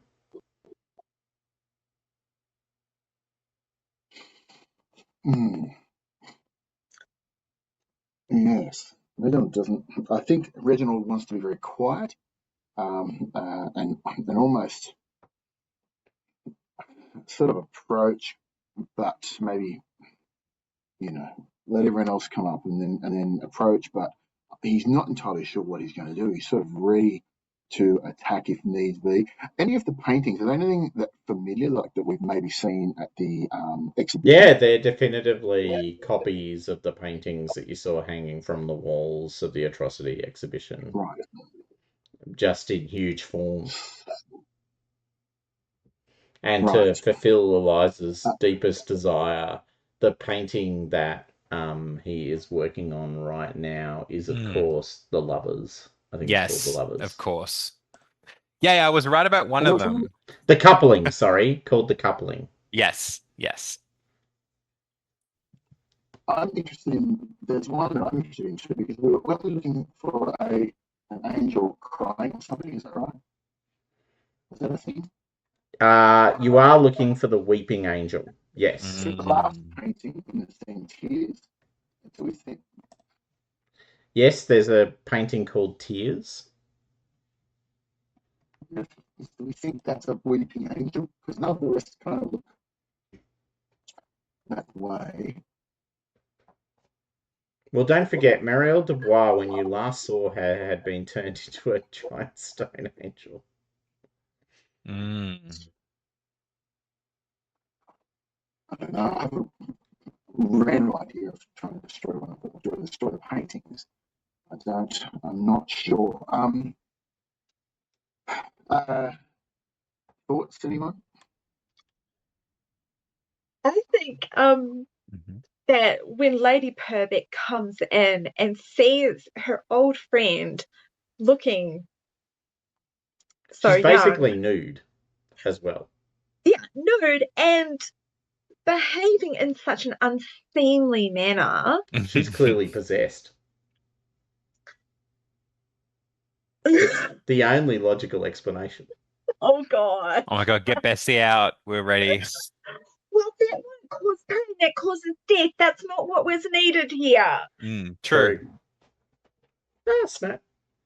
So she's like one looking around like, what can we cover her with? And then she's got to actually take her away. And so she was just is going to shout at her to start with. What are you doing? How can you behave this way? Rushing over to her to like try and cover her body, like grab her arms and like contain her. Could you make an intimidate roll for me, please? With advantage. Oh, where is I? Oh, good lord, here we are. Intimidate with advantage. Thank you.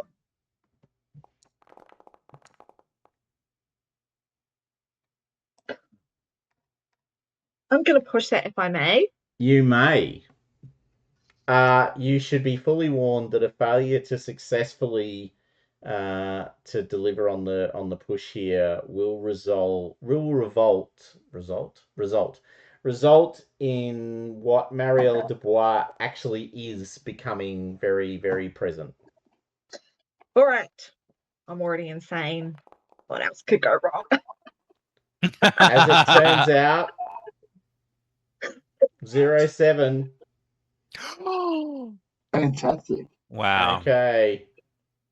So you rush forward, grappling her, grabbing one of the empty, unpainted canvases, which of course are gigantic and huge and can be used almost as a wrap around her, and then fling it around her.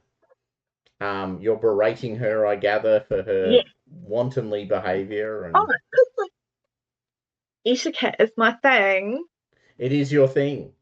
Like behaving in this way in a cathedral, a place of worship. Correct. What a scandalous behavior. And like she would never have done that kind of thing when I knew her, at least not the way that I knew her. Correct. Yeah, at But least the way then, you knew her. yeah, All right, you push her basically. Effectively, you monster her, right? Like you sort of yeah, come in over the top of her and sort of grab this thing and wrap it around her and yeah. start berating her, and she steps away, and you can see she's actually withering away from you as you shout all of this, sort of castigation at her. She's visibly shrinking away from you while you do it. So that's going on. What are the rest of you doing? So Lady Purbeck has thrown caution to the wind and physically engaged in the scene. Reginald, what are you doing? I think Reginald has in his head that he doesn't know. He's out of his head. He has it in his head that the paintings are part of the problem. So I think Reginald is going to go around to one of the backside of one of the paintings, these large ones, grab a torch off the wall, and start setting them alight. Perfect. I mean, the paint is highly flammable. Yep. The canvases are actually pretty flammable as well. And so it's not even hard. Yeah. So and I think, that's what he's going to do. Okay, could you make for me, please, oh, dear we.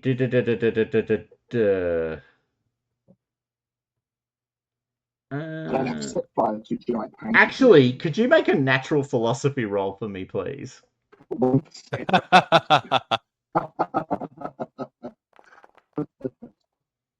No. What's the roll? Okay. Yeah. I don't suggest you push this roll. Okay, then can you make a brawl roll for me, please? That's much better. Oh shit.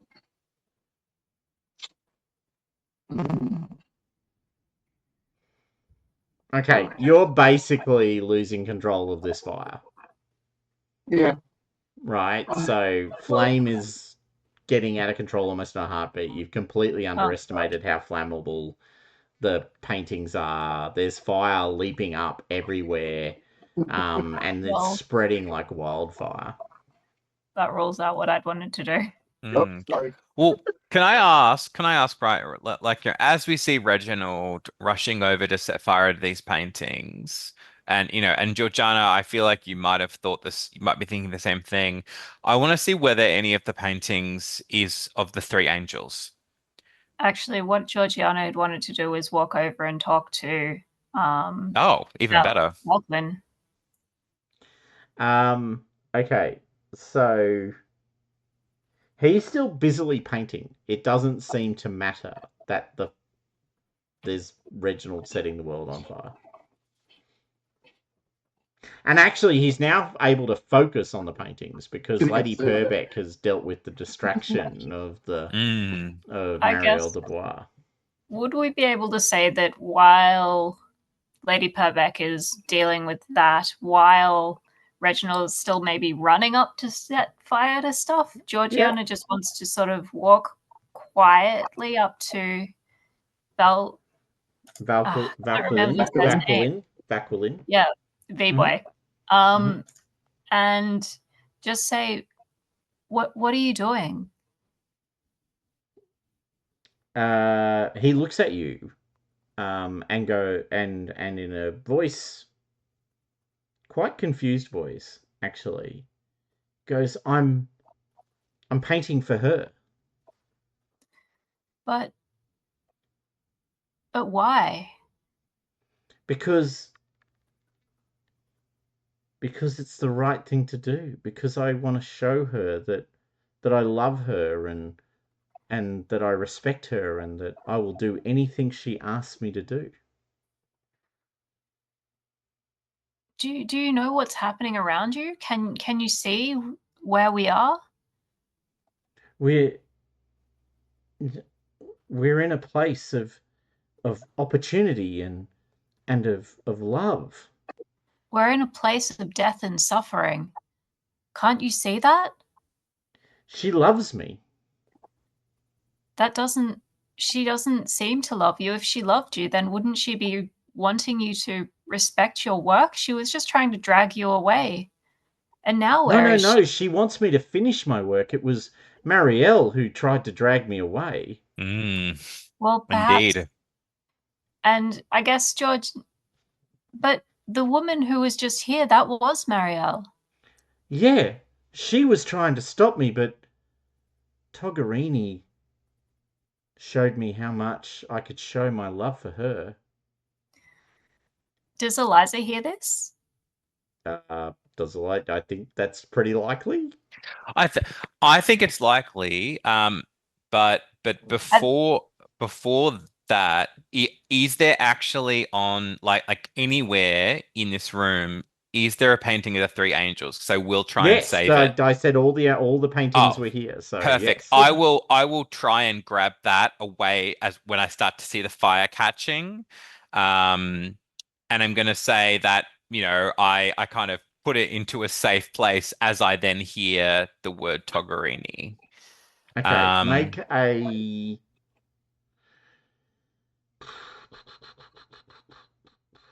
I think at that point, Georgiana probably can't help but look just instinctively at Eliza. Absolutely. And as much as I would love to like point at Eliza and say, there is your Togherini, it just doesn't really make sense for the character to do that. I would love to see a character that would do that one day. Yeah. I think that's a cool idea. Make a make a dex roll. Just make a straight up dex roll. Yeah, sure. Yeah, okay. You pull the painting down off the wall before Reginald's mad crazed firelighting gets to it.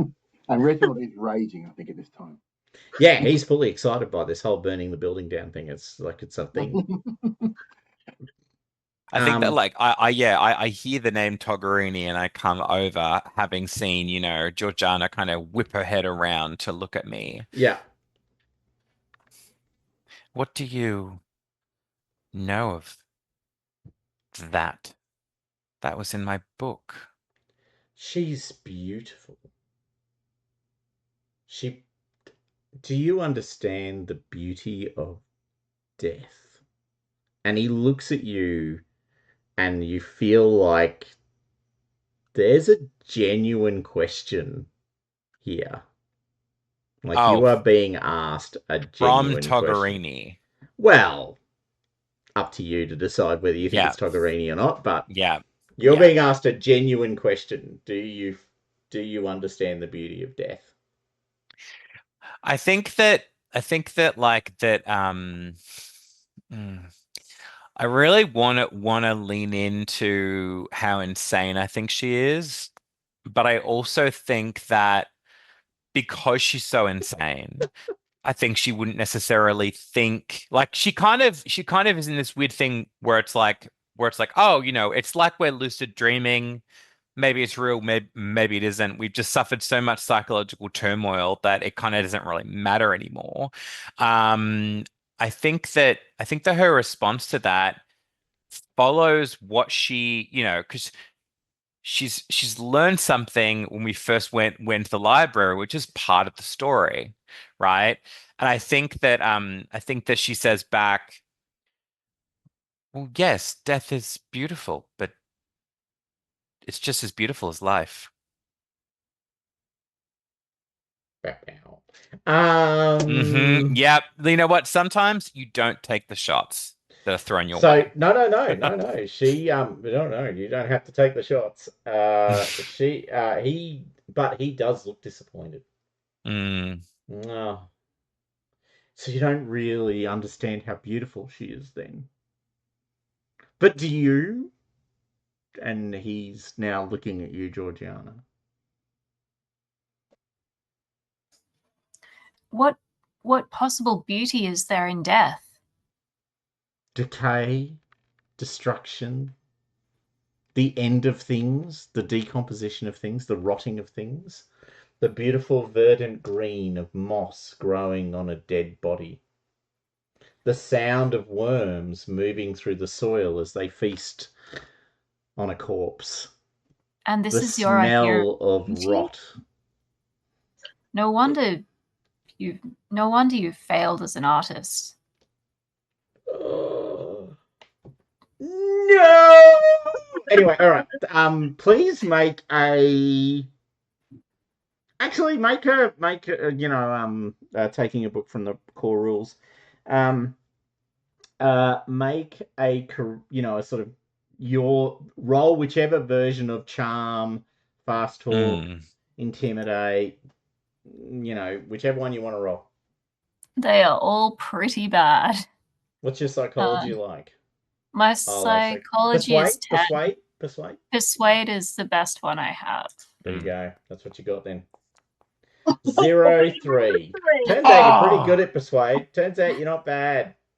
He's like, no, my art is the perfect version of my worship for her. You can't say that about my art. And you've just like, your art's shit, dude. And he's like, and he's shrinking away from you now in much the same way that you can see Marielle Dubois. And when I say shrinking away, I mean literally getting smaller.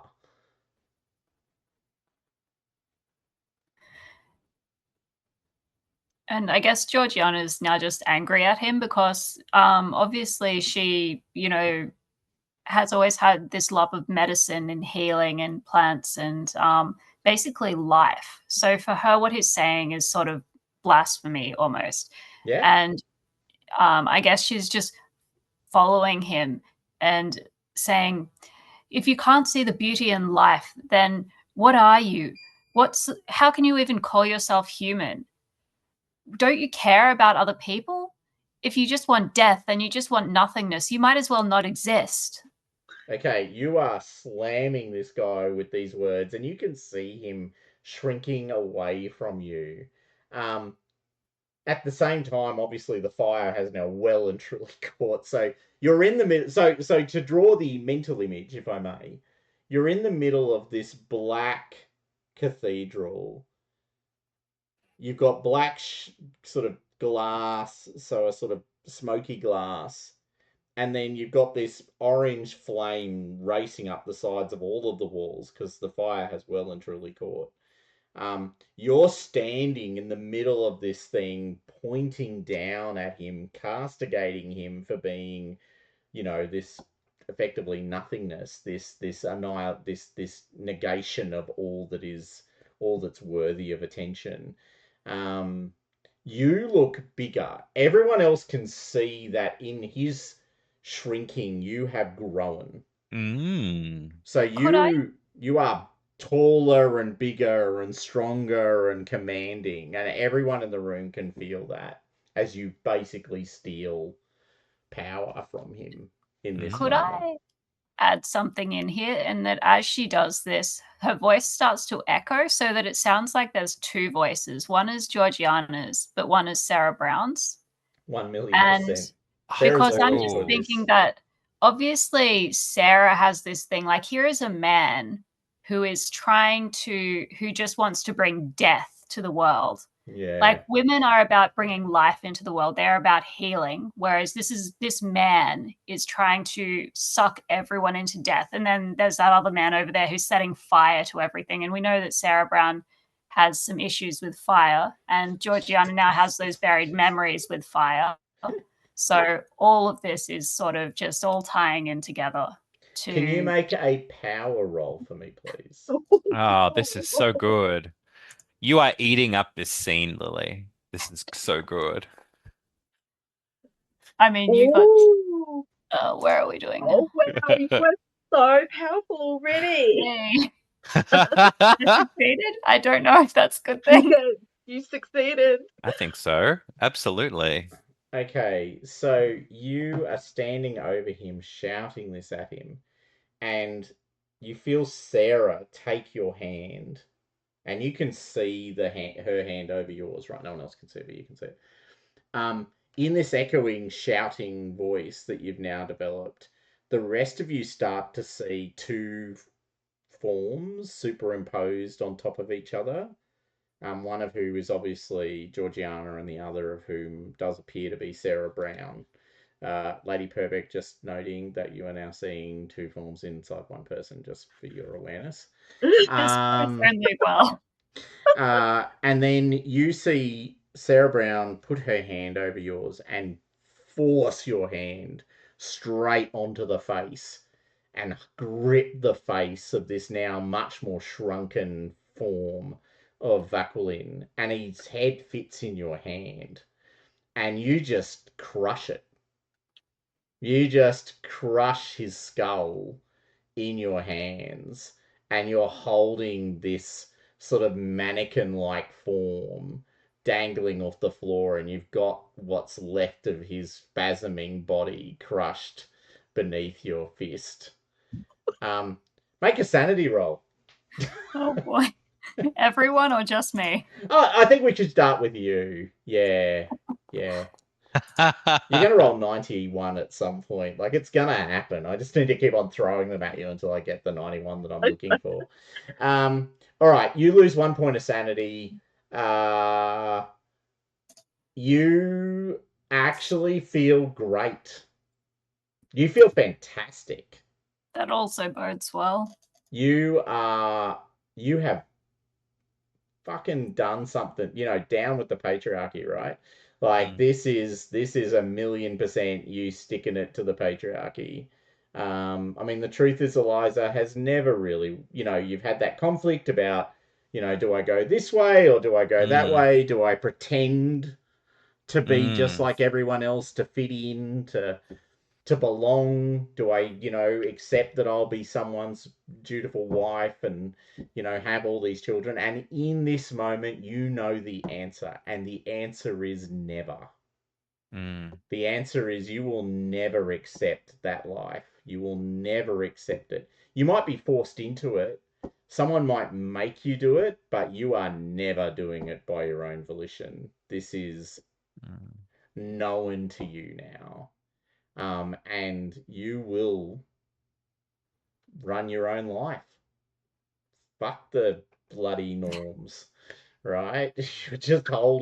You're holding this form in your fist that is emblematic of all of that, and you just crush it more and more and more.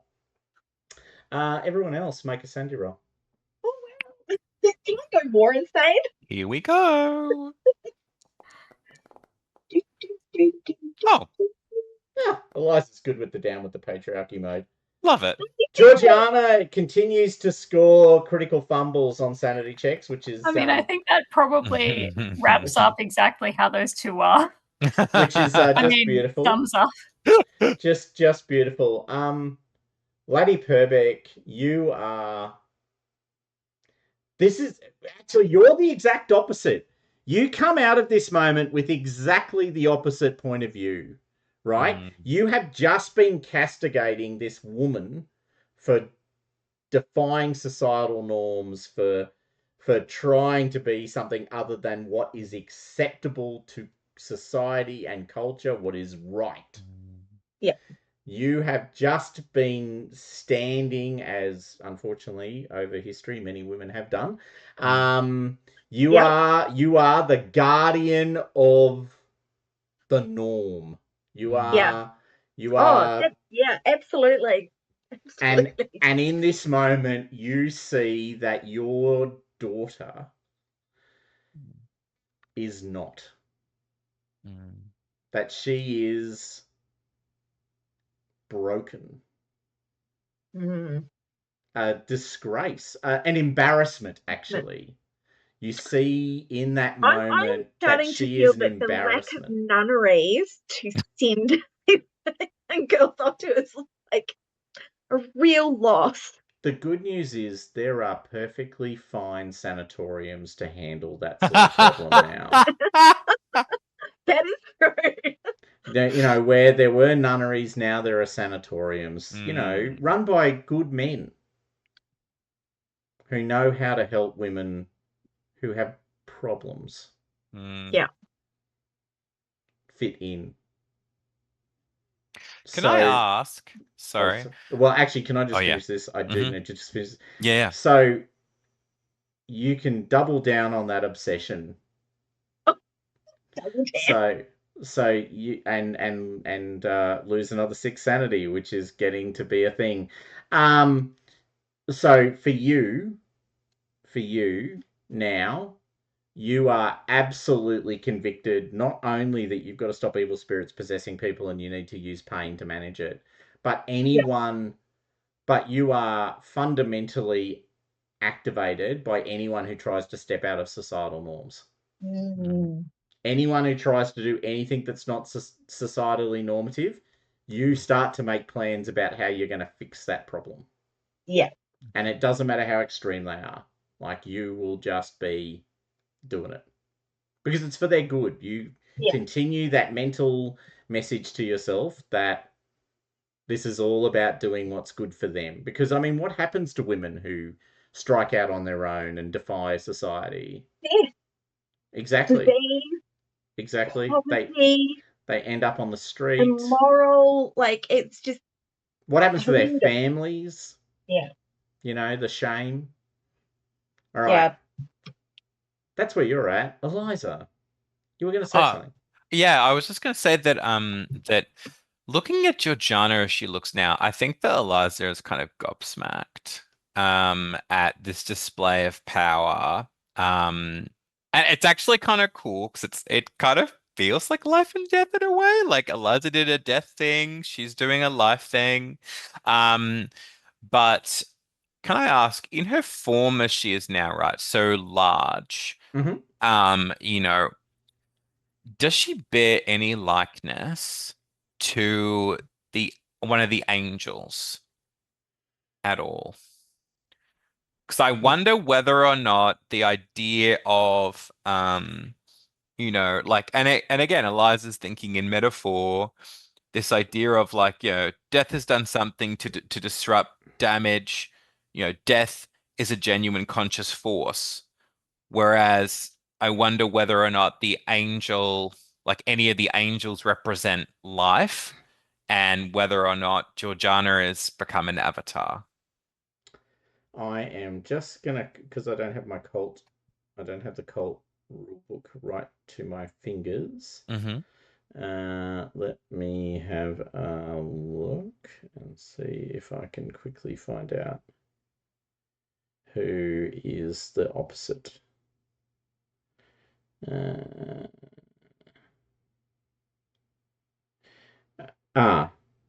Tip Harith. Okay. There is definitively an angelic form, now that you are looking, wrapped around Georgiana. It's bathed in white and green. As you look at it, because you're sort of looking for an angel, right? Like I imagine you are specifically looking for an angelic form. And so Yeah. when you look at her, you see this angelic form because that's what your brain wants you to see. Right? But actually, as you gaze at her, you see there's a wildness to her. Like there's an uncontrolled or unmanaged wildness. And you can see the green as opposed to the white when you look hard. So she's not an angel, she's something else. She's life uncontained. She's the green. You see vines running across the floor from her feet. You see animals at and around her feet. You see animals eating other animals. You see life in its full vigor. And also death, but death that feeds life, not death that ends existence, but rather the circle that is, that circle of death feeding life and life feeding death. Is that the like, considering that and like that being the impression I have, I turn back to the painting. Is the angel in the middle more reminiscent? Because I wonder whether this is the missing link, death, life, and then transition, or life and death and nature. So unfortunately not. Okay, fair enough. Because the artist is a completely sold out member of the Togarini fan club, so all of his art is defined by death magic. But yes, no, there is something else. But there are actually, you know what? Do you know what the perfect metaphor is? Actually, I've just realized I should have used it before. Where there were two forms superimposed on top of each other, there are now three. And the third form is the form of the goddess of the waters that you saw when you were at the other place. Arnemetia. Yes. Oh, interesting. And actually, when you look at them, you realize that it is Maiden Mother Crone.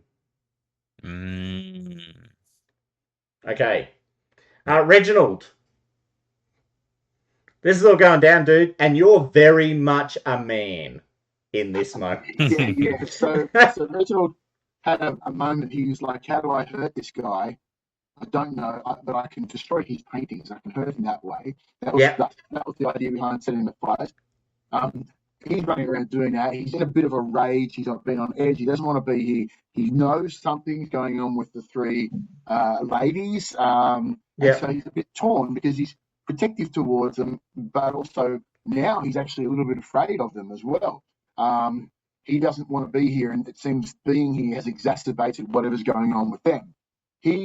From as he's going around the outside, from the corners, he sees the confrontation in the middle and just thinks, shit, he's starting to think about his own survival. So he's probably thinking, getting back around to the front, grabbing the rector and just staying the fuck out of whatever is just about to go on. He's survived this long, having a vibe that now is the time to not put your head above water. Like I smashed the sanity check, so he's not affected by it. He's just in that zone, and he's just like, the rector. We are both men. I can hear they're hating the men. Okay, let's fucking go, because he doesn't know if they're insane, if they're not, whether this place has had too much of an effect on them, and he feels that the best thing that he and the rector can do is basically hide until it all calms down, and then hopefully he can be some kind of assistance to them. He doesn't want to get murdercated just on principle. So yeah, the best. He's just looking for survival. Okay, so he's not abandoning them. Sorry, I just want to make sure he's not abandoning them. He's obviously looking, but he is definitely withdrawing. This is something that he does not understand, and he's just going to stay out, keep the rector out of it. And as soon as they need some help or seem to need some help, he will leap in. That's okay. So at this moment, to sort of close this scene, yeah. What's actually happened, right? What Reginald sees, and it's a really good view, because I kind of have Reginald is looking at this scene from the front of the cathedral, from the entrance to the cathedral, going, hey, Rector, we should leg it, but we should also, let's just see what's going on. So as you look back, and as you see the cathedral collapse but disappear at the same time, like it falls but it fades, you see three things. You see that the Lady Purbeck has strangled the Marielle Dubois figure. Oh, wow. So she lies, and Lady Purbeck is also not small. Not that she was ever... Well, actually, perhaps that's the confusing bit. Is Lady Purbeck, to your point, Reginald, has always been a force of nature, a presence, but she's even bigger now, and she has strangled and choked the life out of this young woman in front of her. And in doing so has also sort of hoovered up whatever it was that was there. So she's standing in one part of this triptych that you see, strangling this woman. In the middle of the triptych is Georgiana, who holds the dead corpse of the patriarchy in one hand and has three forms overlaid across each other, sort of screaming at this thing, at this dead corpse. And you can see surrounding her feet are the green vines and the signs of life. And you see, even just in the moment, you see, a bird go to take flight, and then you see a cat leap upon the bird and kill it.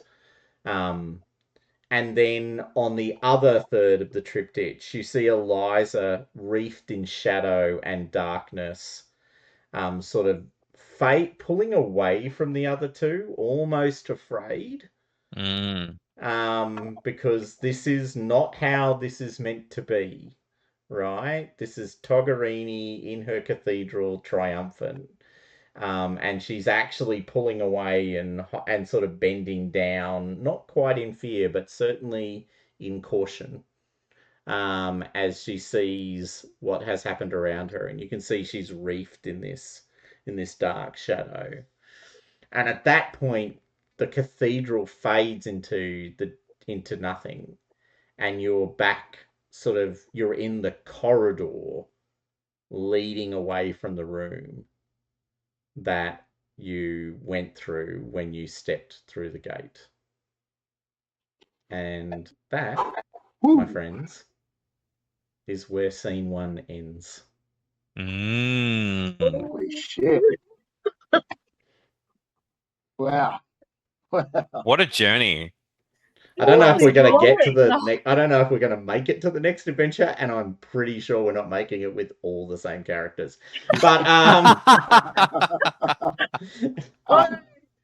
well, I'm getting the 25 sanity now. Yeah, you're... I'd be starting to think about what your next character looks like, Jess, because I'm not seeing a Here's a hot tip, recovery Jess. for the Viscountess The Lady Purbeck. Let me Purbeck. put it that way. Well, it will be her youngest son who's returned back injured from the Napoleonic Wars. Perfect. Love Don't it. go on male. I don't And think he's being a like, man is going to be safe what has around these happened two. to my mother? Right, I'll stop the They're recording. really He's going to hilarious. be Oh, sorry. doing the, what the hell happened to my mother? What's going on? Like, I left, she was fine, I come back, something dreadful has happened. Lily, holy Yeah. shit, fantastic. Oh, Like, amazing. Oh, Really, I really, can't do the seriously. lip yeah, part. it's brilliant. MVP this sesh. Amazing. Sorry. Yeah, that's fantastic. That was really well done. So, Oh, yes. Reginald is just happy to have kind of survived. thank you.